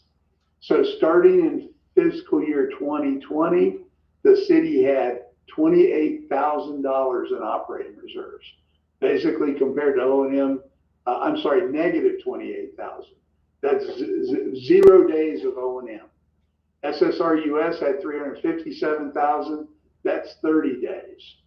And and as Samantha noted in her opening remarks, historically, these utilities have required transfer from the general fund to meet shortfalls. I will say this, most financial advisors say that a good target for unrestricted cash is 150 days of O&M. Moody's medians, which is a report by a rating agency that shows what the middle of the pack, a median for a utility with a good rating is 200 days of O&M. So, like I said, the rating agencies believe cash is king. You really do need to have cash balances available. It's not sitting there doing nothing. It plays an important role in your financial stability. So the other thing that we noted, and here we're just going to talk about it on a combined basis, we did analyze it in terms of rate impact on an individual basis, but your plan is over the next 6 years is $46.7 million. 25.8 of that is your wastewater treatment plant expansion. The majority of the inside capital plan was unfunded in fiscal 2020 adopted budget. So the needs that your engineering staff identified for 2020 capital were not included because you didn't have the funds to fund them. And those are primarily system replacement and improvements, but not necessarily expansion projects. Capital deferrals are anticipated to continue to be necessary without rate adjustments. I submit to you that's not a sustainable situation. We can't keep deferring these needs just because we don't have the money, because this does relate to public health and safety. You have to keep in mind that a lot of these projects, we cannot fund them legally through your TAP/impact fees. So I'm going to get a little bit in detail on impact fee law and criteria, but primarily impact fees are paid by new development to provide capacity to serve new development. And we can't use it to rehabilitate the system, and we can't use it to pay for operating expenses. So again, the projects that I talked about that I want you to borrow $7 million for are all R&R projects. We couldn't fund them with TAP fees legally. And if we do fund them from rates, based upon when they're shown in the capital plan, we'd be looking at multiple digit rate increases in the 30 to 40% range. We don't want to do that. So the other thing is to fully fund the CIP in the 5 years. Obviously, the $25.8 million needs to be borrowed. And again, that's the norm in the utility industry, to fund those expansion assets with debt, as well as impact fees. So the treatment plant expansion, you have certain rules with FDEP. They look at your utility utilization, the capacity you have versus the demands. At some point, it triggers the need to start planning. And then at a higher level of utilization, you have to start construction. And if you don't have the plant in place, at some point, you can't serve new growth. You'll be forced to a moratorium on growth because of concurrency issues. The project has previously been delayed due to the inability to meet the needs for debt service coverage associated with project funding. The good news is we believe that we have the Restore Funding grant of $6 million.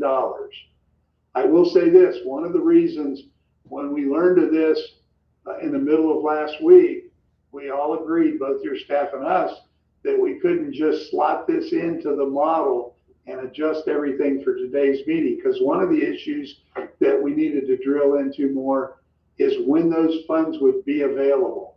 It's real important when you're funding a project to be able to know how you're going to receive the grant funds, how much annually, or you get them all at once up front. That'll all affect the cash balances and the ability to fund the projects. And again, had we had some significant cash balances and reserves, this wouldn't be as big of an issue. The other thing is the restore funding for plant expansion will reduce the impact fees we calculated. So when you're charging impact fees to new growth, you're not allowed to count grants in there. You can't collect a grant and then charge new growth a fee that has costs that aren't netted for that grant. And so I would say that additional grant funding like restore and revenues from growth do provide rate benefits, and we need to calculate that all into the plan.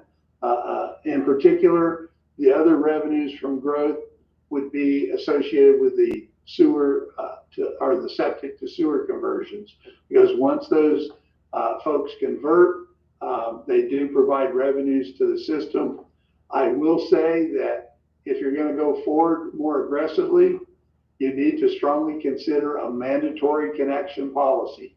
Because if you go out and invest a lot of money running sewer lines where there's currently septic systems and you don't have a mandatory connect policy, you'll find that people will not connect because they don't want to pay your sewer bill.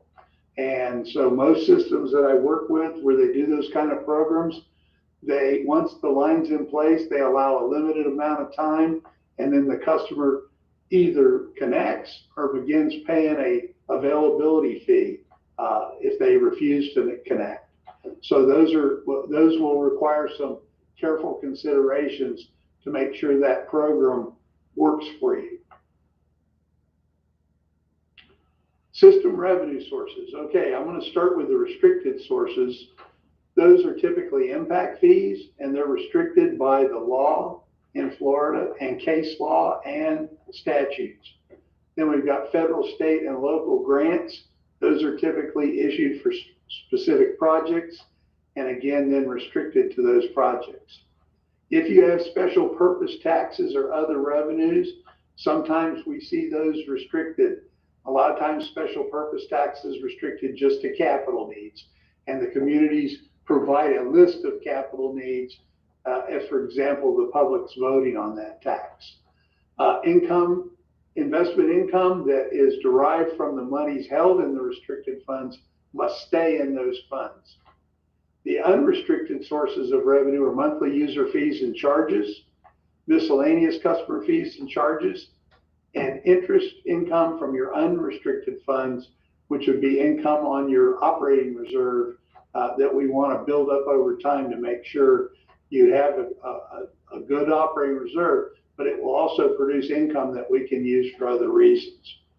We also have some non-cash revenues. This is typically contributed capital or assets that are provided by new development. This isn't their impact fee they pay, but for example, one example is if there's a new neighborhood that's fairly remote from the existing system, some of my clients will require them to help pay for that transmission line to be able to serve them because it's in excess of the requirements or the monies that will be collected from the impact fee transmission portion. And we'll talk more about impact fees, and that'll be clear in a moment.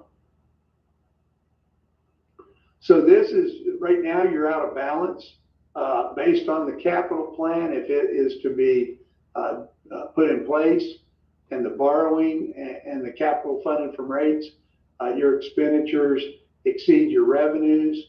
Again, the expenditures are operating maintenance, debt service, capital funded internally from rates. That's the PAYGO, transfers to the general fund. And then the revenues are rate revenues, impact fees, and miscellaneous charges. And then, to get to the total expenditure requirements, you've got those expansion costs that are funded from impact fees. So we're focusing on all the revenue sources to make sure they're in balance with your expenditure needs. So when we looked at monthly user rates, we looked at some standalone, what the rates would look like over the next 5 years versus a combined system approach. We also considered an approach to funding general fund requirements. We're going to talk about that more, and the outside city surcharge, which is currently 6%. So general fund, recovery of general fund expenses through utilities, one, as authorized by Florida statutes, you can charge 10% tax on water service, not sewer, only water.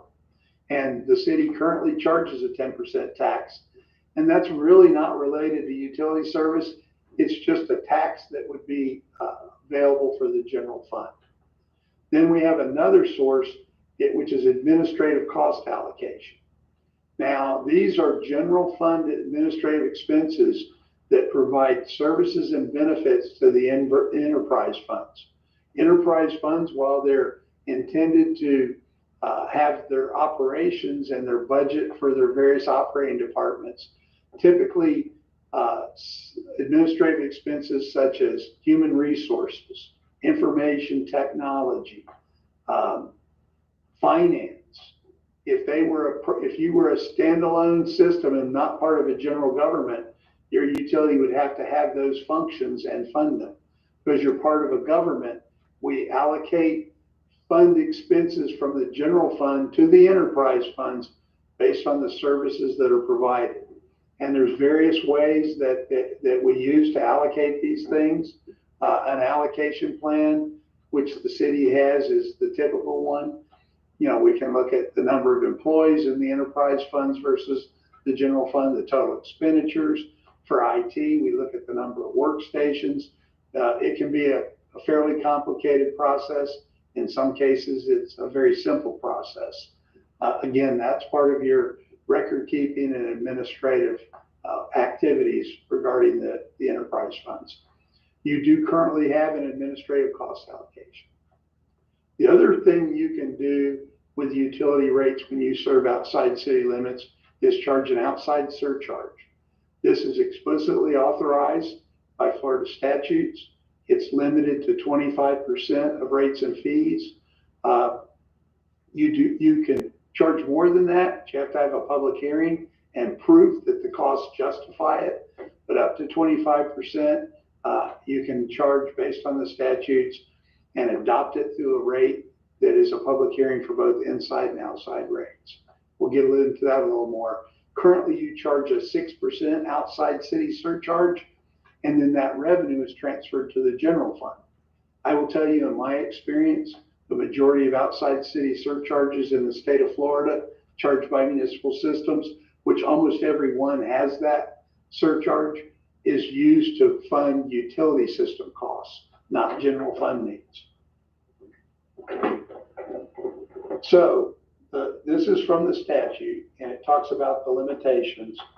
And what it says is any municipality that operates a water or sewer system outside the boundaries shall charge consumers outside the boundaries rates, charges, and fees determined in one of the following manners.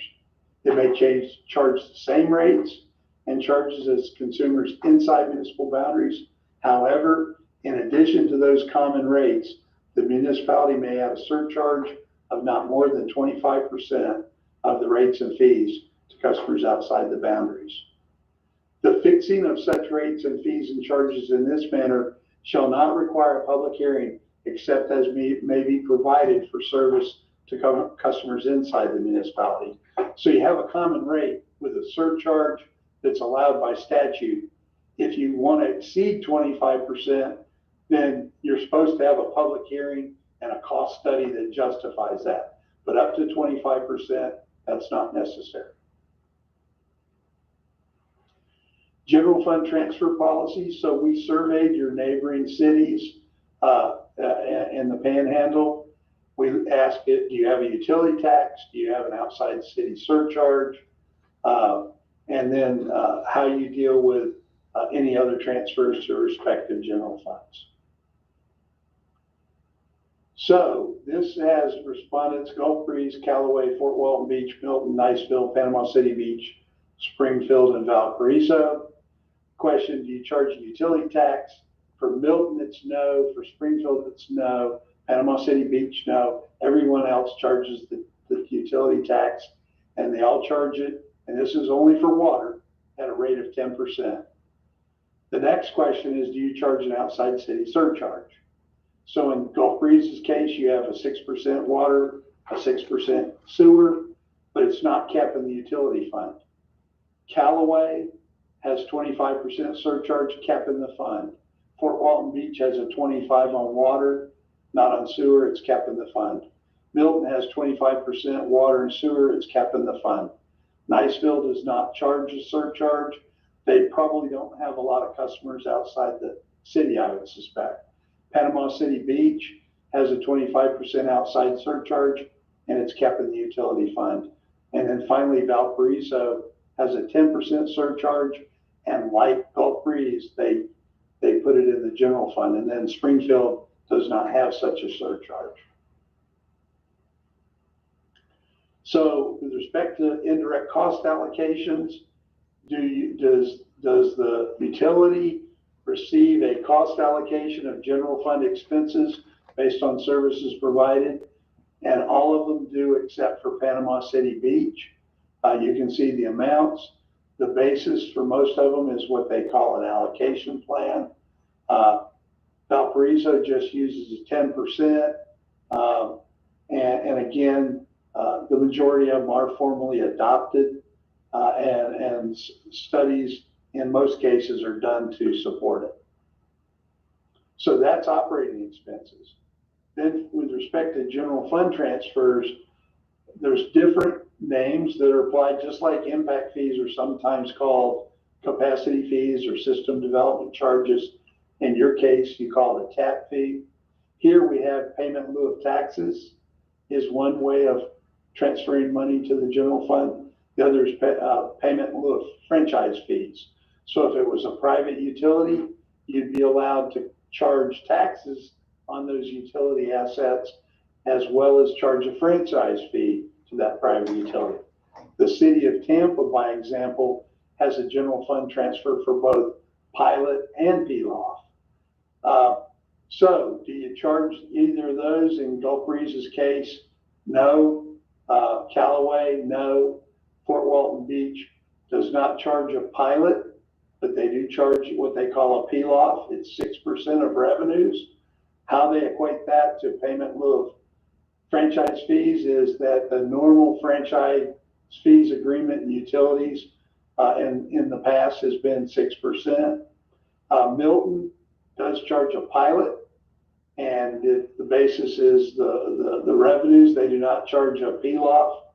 Niceville, neither. Panama City Beach, neither. Springfield and Valparaiso do not charge either payment in lieu of taxes or payment in lieu of franchise fees. To me, this is somewhat semantics, because if we look at the next survey, other general fund transfers. So some just call it a general fund transfer, and they don't try to equate it to either franchise fees or taxes. So again, Gulf Breeze, no. Although you do transfer the outside surcharge to the general fund, you don't have any transfer to the general fund other than indirect costs on the city side. Callaway says they occasionally do it, and it's discretionary. Fort Walton Beach says they don't have a transfer, but they may, when you go back and look at the prior chart, some of these folks may have PLOFs or pilots. Milton has a transfer. It's discretionary. Niceville, discretionary. Panama City Beach, discretionary. Springfield, discretionary. And then Valparaiso said percent of revenues, but they didn't tell us what percent. So I would tell you this. I think that the best practice is to define this level of transfer by policy. The city of Orlando gets 6% of the Orlando Utility Commission revenues for their general fund. It's a stated policy. Fort Pierce Utilities Authority transfers 6% of their revenues to the city's general fund. By having a stated policy, it gives lenders the comfort to know that you're not going to, on a discretionary basis, take money out of the fund that was collected through rates and intended to be used, in my view, for utility services.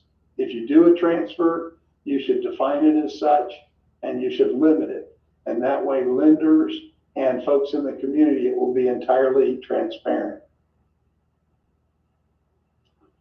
General fund transfer survey results here is this just kind of summarizes them all. So you can see for these 8 utilities that most of them have utility taxes. Most of them have outside city surcharges. Most of them for water and sewer. There's indirect cost allocations in every one but Panama City Beach. And some of them call it a pilot or a peel-off. Like I said, Fort Walton doesn't have a general fund transfer, but they do have a peel-off, which in my mind is functionally the same thing, because those are monies coming out of rates going to the general fund. So you can see again, that kind of transfer is pretty much a common practice. And you know, the majority of systems I worked with over the last 40 years, for the most part, have transfers to the general fund built into their rates. So let's talk about capacity and impact fees, because I have some very specific thoughts on your tap fee. First of all, impact fees are paid by new development. So when a customer gets their permit, they pay a fee, and that is a capital revenue source. It's restricted to fund the cost of capital related to capacity increases to serve new development. Currently, the city has a hybrid fee, I would call it. It's an impact fee and a tap fee, and you call it a tap fee. The reason I say it's a hybrid is it's high, but when I look at the cost of your tap, you don't have within your miscellaneous charges a specific tap fee. We've calculated the cost of tapping, and this is where you physically connect to the line in front of the home. You're tapping into the service lateral going down the street. It costs about $850 for a water or sewer tap. So your impact fees are over $7,000. So they can't just be the cost of physical connection. And we don't really have any documentation on how they were created. At least I haven't come across any yet. But the impact fees, so what I'm surmising is they also include the capacity costs of system treatment and transmission capacity, and that's how you get to 7,000. I want to clean this up a little bit and recommend you establish an impact fee with a separate tap fee. One of the things that this will accomplish is impact fees are a restricted revenue source, while tap fees are treated as other operating revenues. So even though there's a cost to tap, it's paying for it. Once you expend those monies to do the tap, you collect the fees. They're not restricted. You can use them however you need to help pay bills. The criteria starts with the Florida Impact Fee Act. This was originally adopted in 2006. Impact fees had been in place way before that, and they were generally governed by case law. The fee Act says it applies to cities, counties, and special districts. It requires the calculation of impact fees to be based on the most recent and localized data. So you just can't charge what your neighbor's charging or come up with a fee that you think is the right fee. You have to do an analysis and use data. It also provides for accounting and reporting in a separate fund. So all the monies you collect have to be recorded in that fund, and then expenditures made out of that fund have to be supported and documented, so that if you ever get challenged, you can demonstrate how the monies were spent, because again, we must spend them for capacity costs to provide service to new development. If you add an administrative portion of the fee, it's limited to only actual costs. Since these charges are usually made at the time of permitting, there's not a lot of administrative costs associated with actually collecting impact fees. Also, once you adopt the fee, you have to give 90 days notice before imposing it. And this was put in the act at the behest of builders who wanted to make sure that they didn't get charged a fee on a house they've already got a contract on. So it gives them a 90-day grace period. For example, if you implemented this fee in December, you couldn't start charging it until March. Now, if it's a reduced fee, I don't think this is a problem. It also requires that you file an annual affidavit as part of your audit stating that you comply with this statute. And the most recent version of the bill prevents the collection of fees before the time of permitting. And it also recognizes from the case law that at a minimum, you have to have a rational nexus or link between the proposed impact fee and the benefit accruing to new growth. So the case law says the fee must be reasonably equitable. There should be no intentional windfall to existing users. So if we paid for costs of operations, for example, or we charged an impact fee higher than the cost of capacity, that would create a windfall to existing users. Can't do that. We recovered capital costs for system capacity necessary to serve new development. Upgrades and improvements should be borne by all users, including new growth. We cannot pay for operating expenses out of these fees, and we need to have an ordinance or resolution that sets forth the restrictions on the use of the funds. So the way we do this to calculate the fees is we look at the cost of supply, treatment, and backbone transmission. That's the larger distribution and conveyance lines in the water and wastewater systems. They're considered a system-wide cost, and all new customers generally benefit from these assets as well as existing customers. It excludes local or on-site water distribution or wastewater collection costs.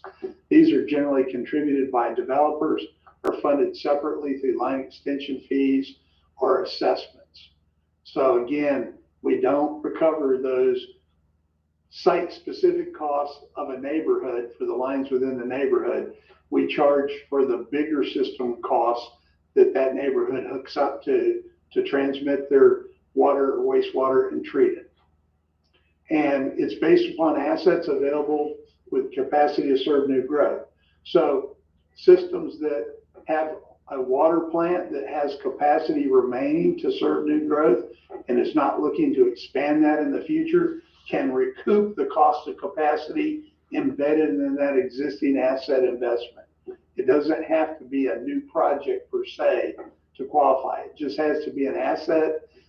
When you built that water plant, it had the capacity to serve new growth. Now, as the growth occurs, you're allowed to recoup it. Miscellaneous charges here, we try to recover the cost of ancillary services, including things like new account fees, backflow test fees, connection to the system. Here I mean setting a meter, turn off, turn on for when you deal with either seasonal and or customers that are on the cut list. A reconnect fee is sometimes charged, but the one I've highlighted is the tap fee. You do not have a tap fee in your resolution for miscellaneous charges.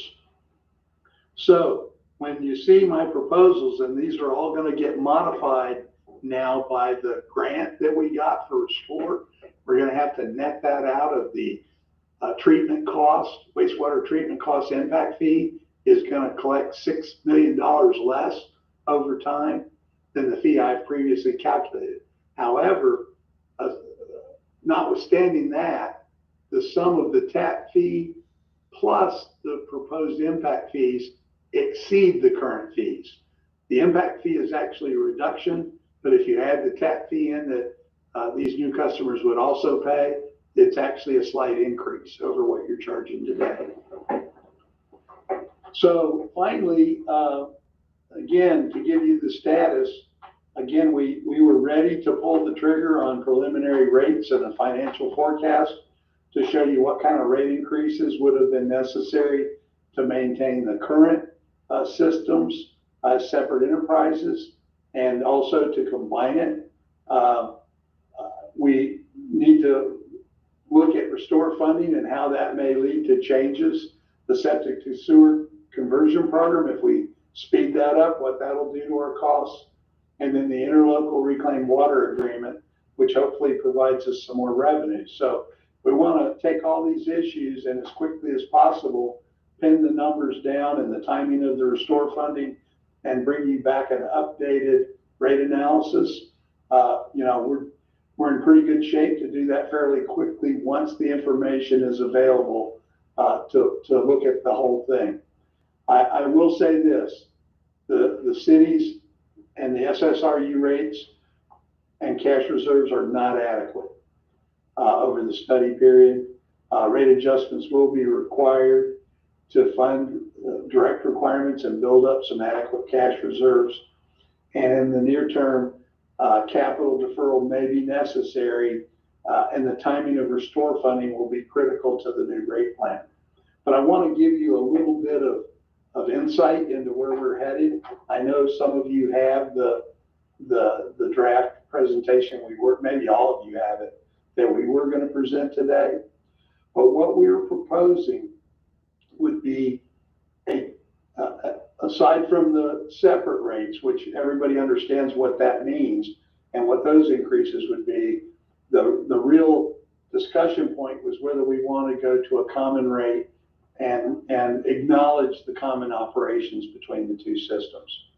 In doing that, what we were going to propose is that the city customer, all customers, which again on the current separate systems would now be combined, would pay an amount of 6% of revenues for a transfer to general fund. So both the inside city customers and the SSRUS customers built into the basic rates would have a 6% transfer to the general fund. In addition, we're proposing charging the 25% outside surcharge to South Santa Rosa customers. Now, all things being equal, and these numbers are going to change, but we did not, that did not cause a 25% increase to South Santa Rosa, because the steps we had to go to combine the systems was we first had to reduce the rate for South Santa Rosa to equal to the city's rate. Then we evaluated the sufficiency of that, including adding on the surcharge, which would not go to the general fund, but would stay within the system and help pay for utility system costs. And what that resulted in was about an 11% increase for South Santa Rosa in 2021, first year. And then both the city and the city's rate in 2021 would go up 3%. And then every year subsequent to 2021 through the next 4 years, we're estimating a required 3% increase, keeping in place the 25% surcharge. So that's where we're headed. Again, we're going to have to tweak that a little bit. We were using your tap fee, impact fees, to not only fund some capital projects, but also the debt on the expansion projects, which is a use that's permitted. However, when that, well, now instead of 25.8 million, we're going to borrow 6 million less. That's going to directly also affect the impact fees. So we just need to run the numbers again. What we don't have yet, but Samantha's working on, is the timing of when those restore funds would be available, because it's real important to know that. If we get it all up front, that's different if they give us $2 million a year for the next 3 years or some other number. So we need the timing of that. And we also need to reevaluate, based on our discussions with the Restore Committee, what modifications, if any, we want to do for the septic to sewer conversion program. Do we want to speed that up a little? And then how is that going to be funded specifically? So that's where we are, and I'll be happy to try to answer any questions.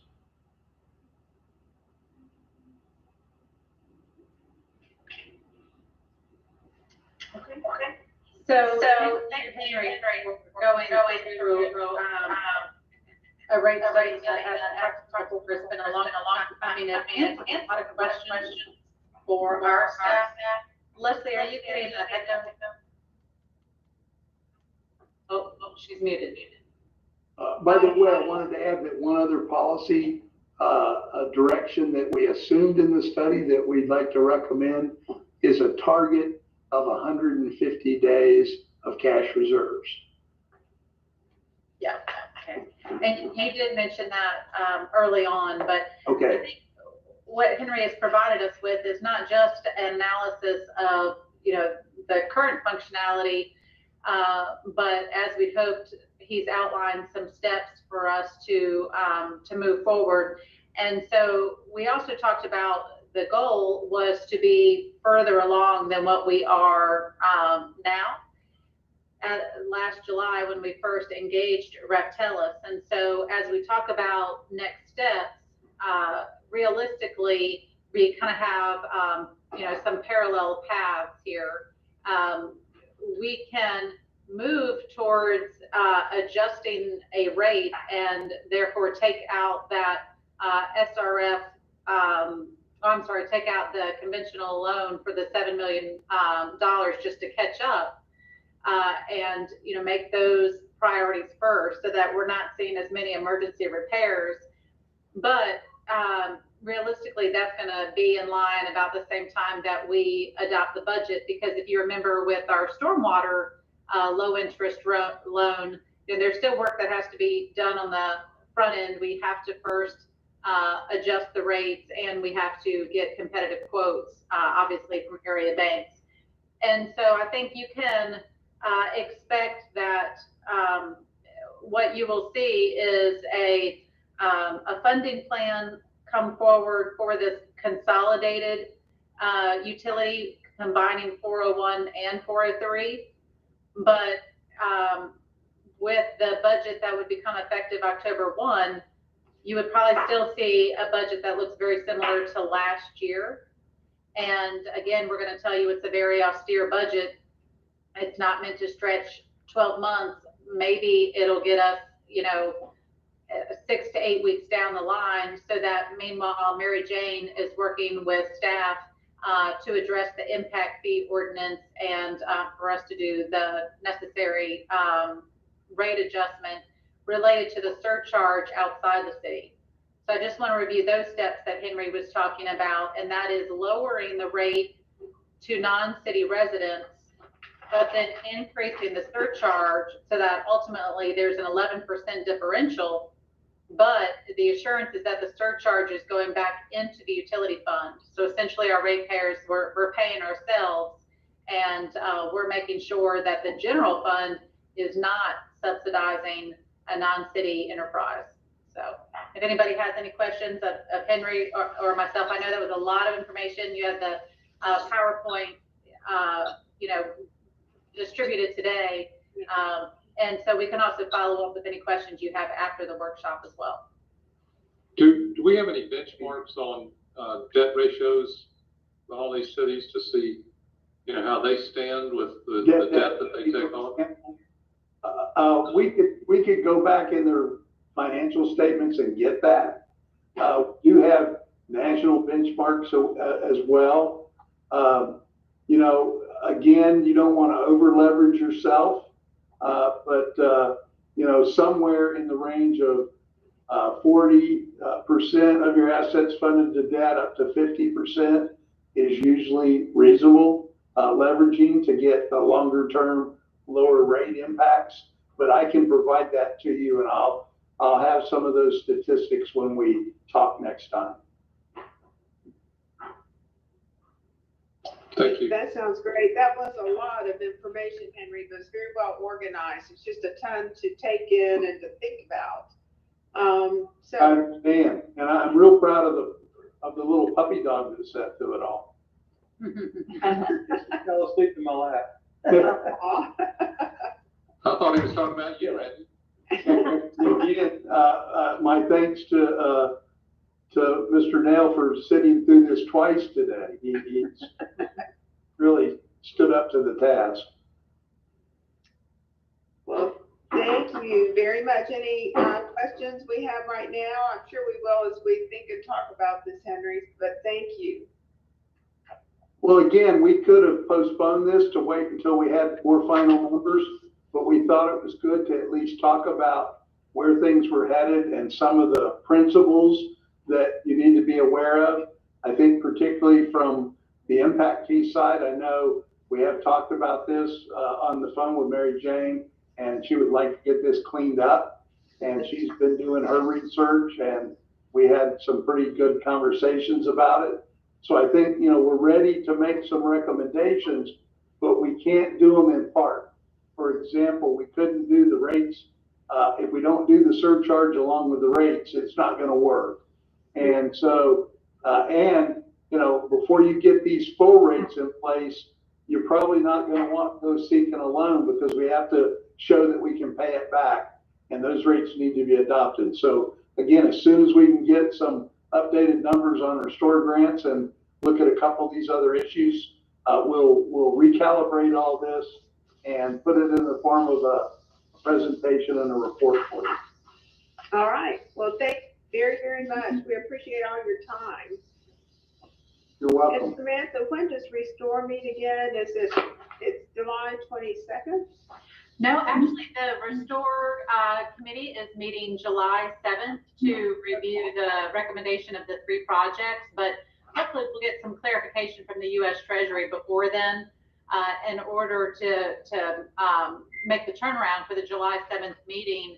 The county is working on that funding plan right now and getting us the answer to whether we should proceed with the Tiger Point expansion and we can be reimbursed, or if we have to draw down on the money before we can commence the project, in which case we may be looking, you know, 6 to 9 months down the road. So hopefully we'll have that very soon because, you know, Henry and Nick obviously need that number when they're looking ultimately at our funding plan. So I just want to, again, really, it gives staff such reassurance to talk with a consultant that can talk statewide. They have such a great grasp on what other utilities are doing across Florida, and make sure that we're being very competitive, that we are addressing this based on best business practices, that we will be able to, you know, stand up to the most, you know, clinical eye. And so that gives us a lot of reassurance. Some, you know, takeaway points is that our rate, when we're trying to compare, you know, apples to apples, it's been difficult for us when we provide that to you annually during your budget. You've asked us, well, how do we compare? And what you know, what he's just kind of verifying is that our tap fee is built into our rate. And so what we're talking about is restructuring the impact fee so that the tap fee stands on its own, the impact fee stands its own, and then the rate and the surcharge. And ultimately, what you get down to is just ultimate transparency as well. So that should be better for the customers. So we feel really good about the plan, bringing something, you know, back to you, but it is going to take reworking of policies and ordinances. So we've got our work cut out for us as well. Okay. All right. Thank you. Do we have any additional council comments or questions? All right. So again, thank you, Henry, and we will definitely be in touch and following up. Okay. And I did want to add that Nick Smith is on the call with us, played a major role in putting all this together.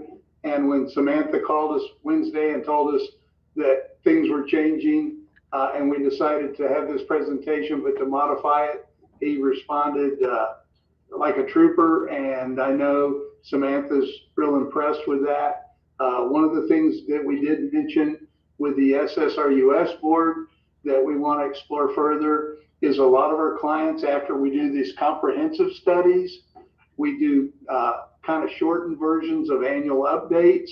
So when they do their budget, we do a rolling 5-year plan so they can, 1, make sure they're on plan, and 2, react to changes in needs.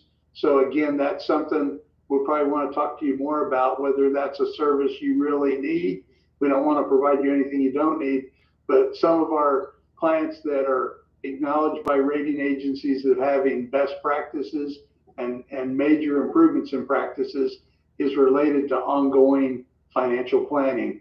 And I know your staff's very busy operating and accounting and reporting, And sometimes the study can be put on the shelf, and before you know it, it's stale and out of, so I think what I encourage you to do, whether you do it internally or through some help for us, is to continue to do this multi-year planning, not just a one-year budget. All right, thank you. And thank you, Nick, for all that you did quickly here at the end. All right, do we have, so nothing else from council, questions related to this topic? All right, then I believe that closes our business for today. It was a great discussion at the beginning, and we'll just see, hopefully our cases, our COVID cases are just going to diminish, and we'll, we'll see. But I think a week is a fair amount of time, and we can just talk then, reevaluate, and see where we are. So again, I appreciate all the information and input that you gave at the beginning related to that. And we will just keep going. So, council comment, I guess we will go to that and then we'll close. And Todd, I see you first, so council comment. None for me, thank you.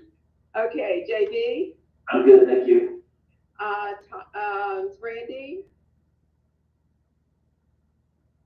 Tom?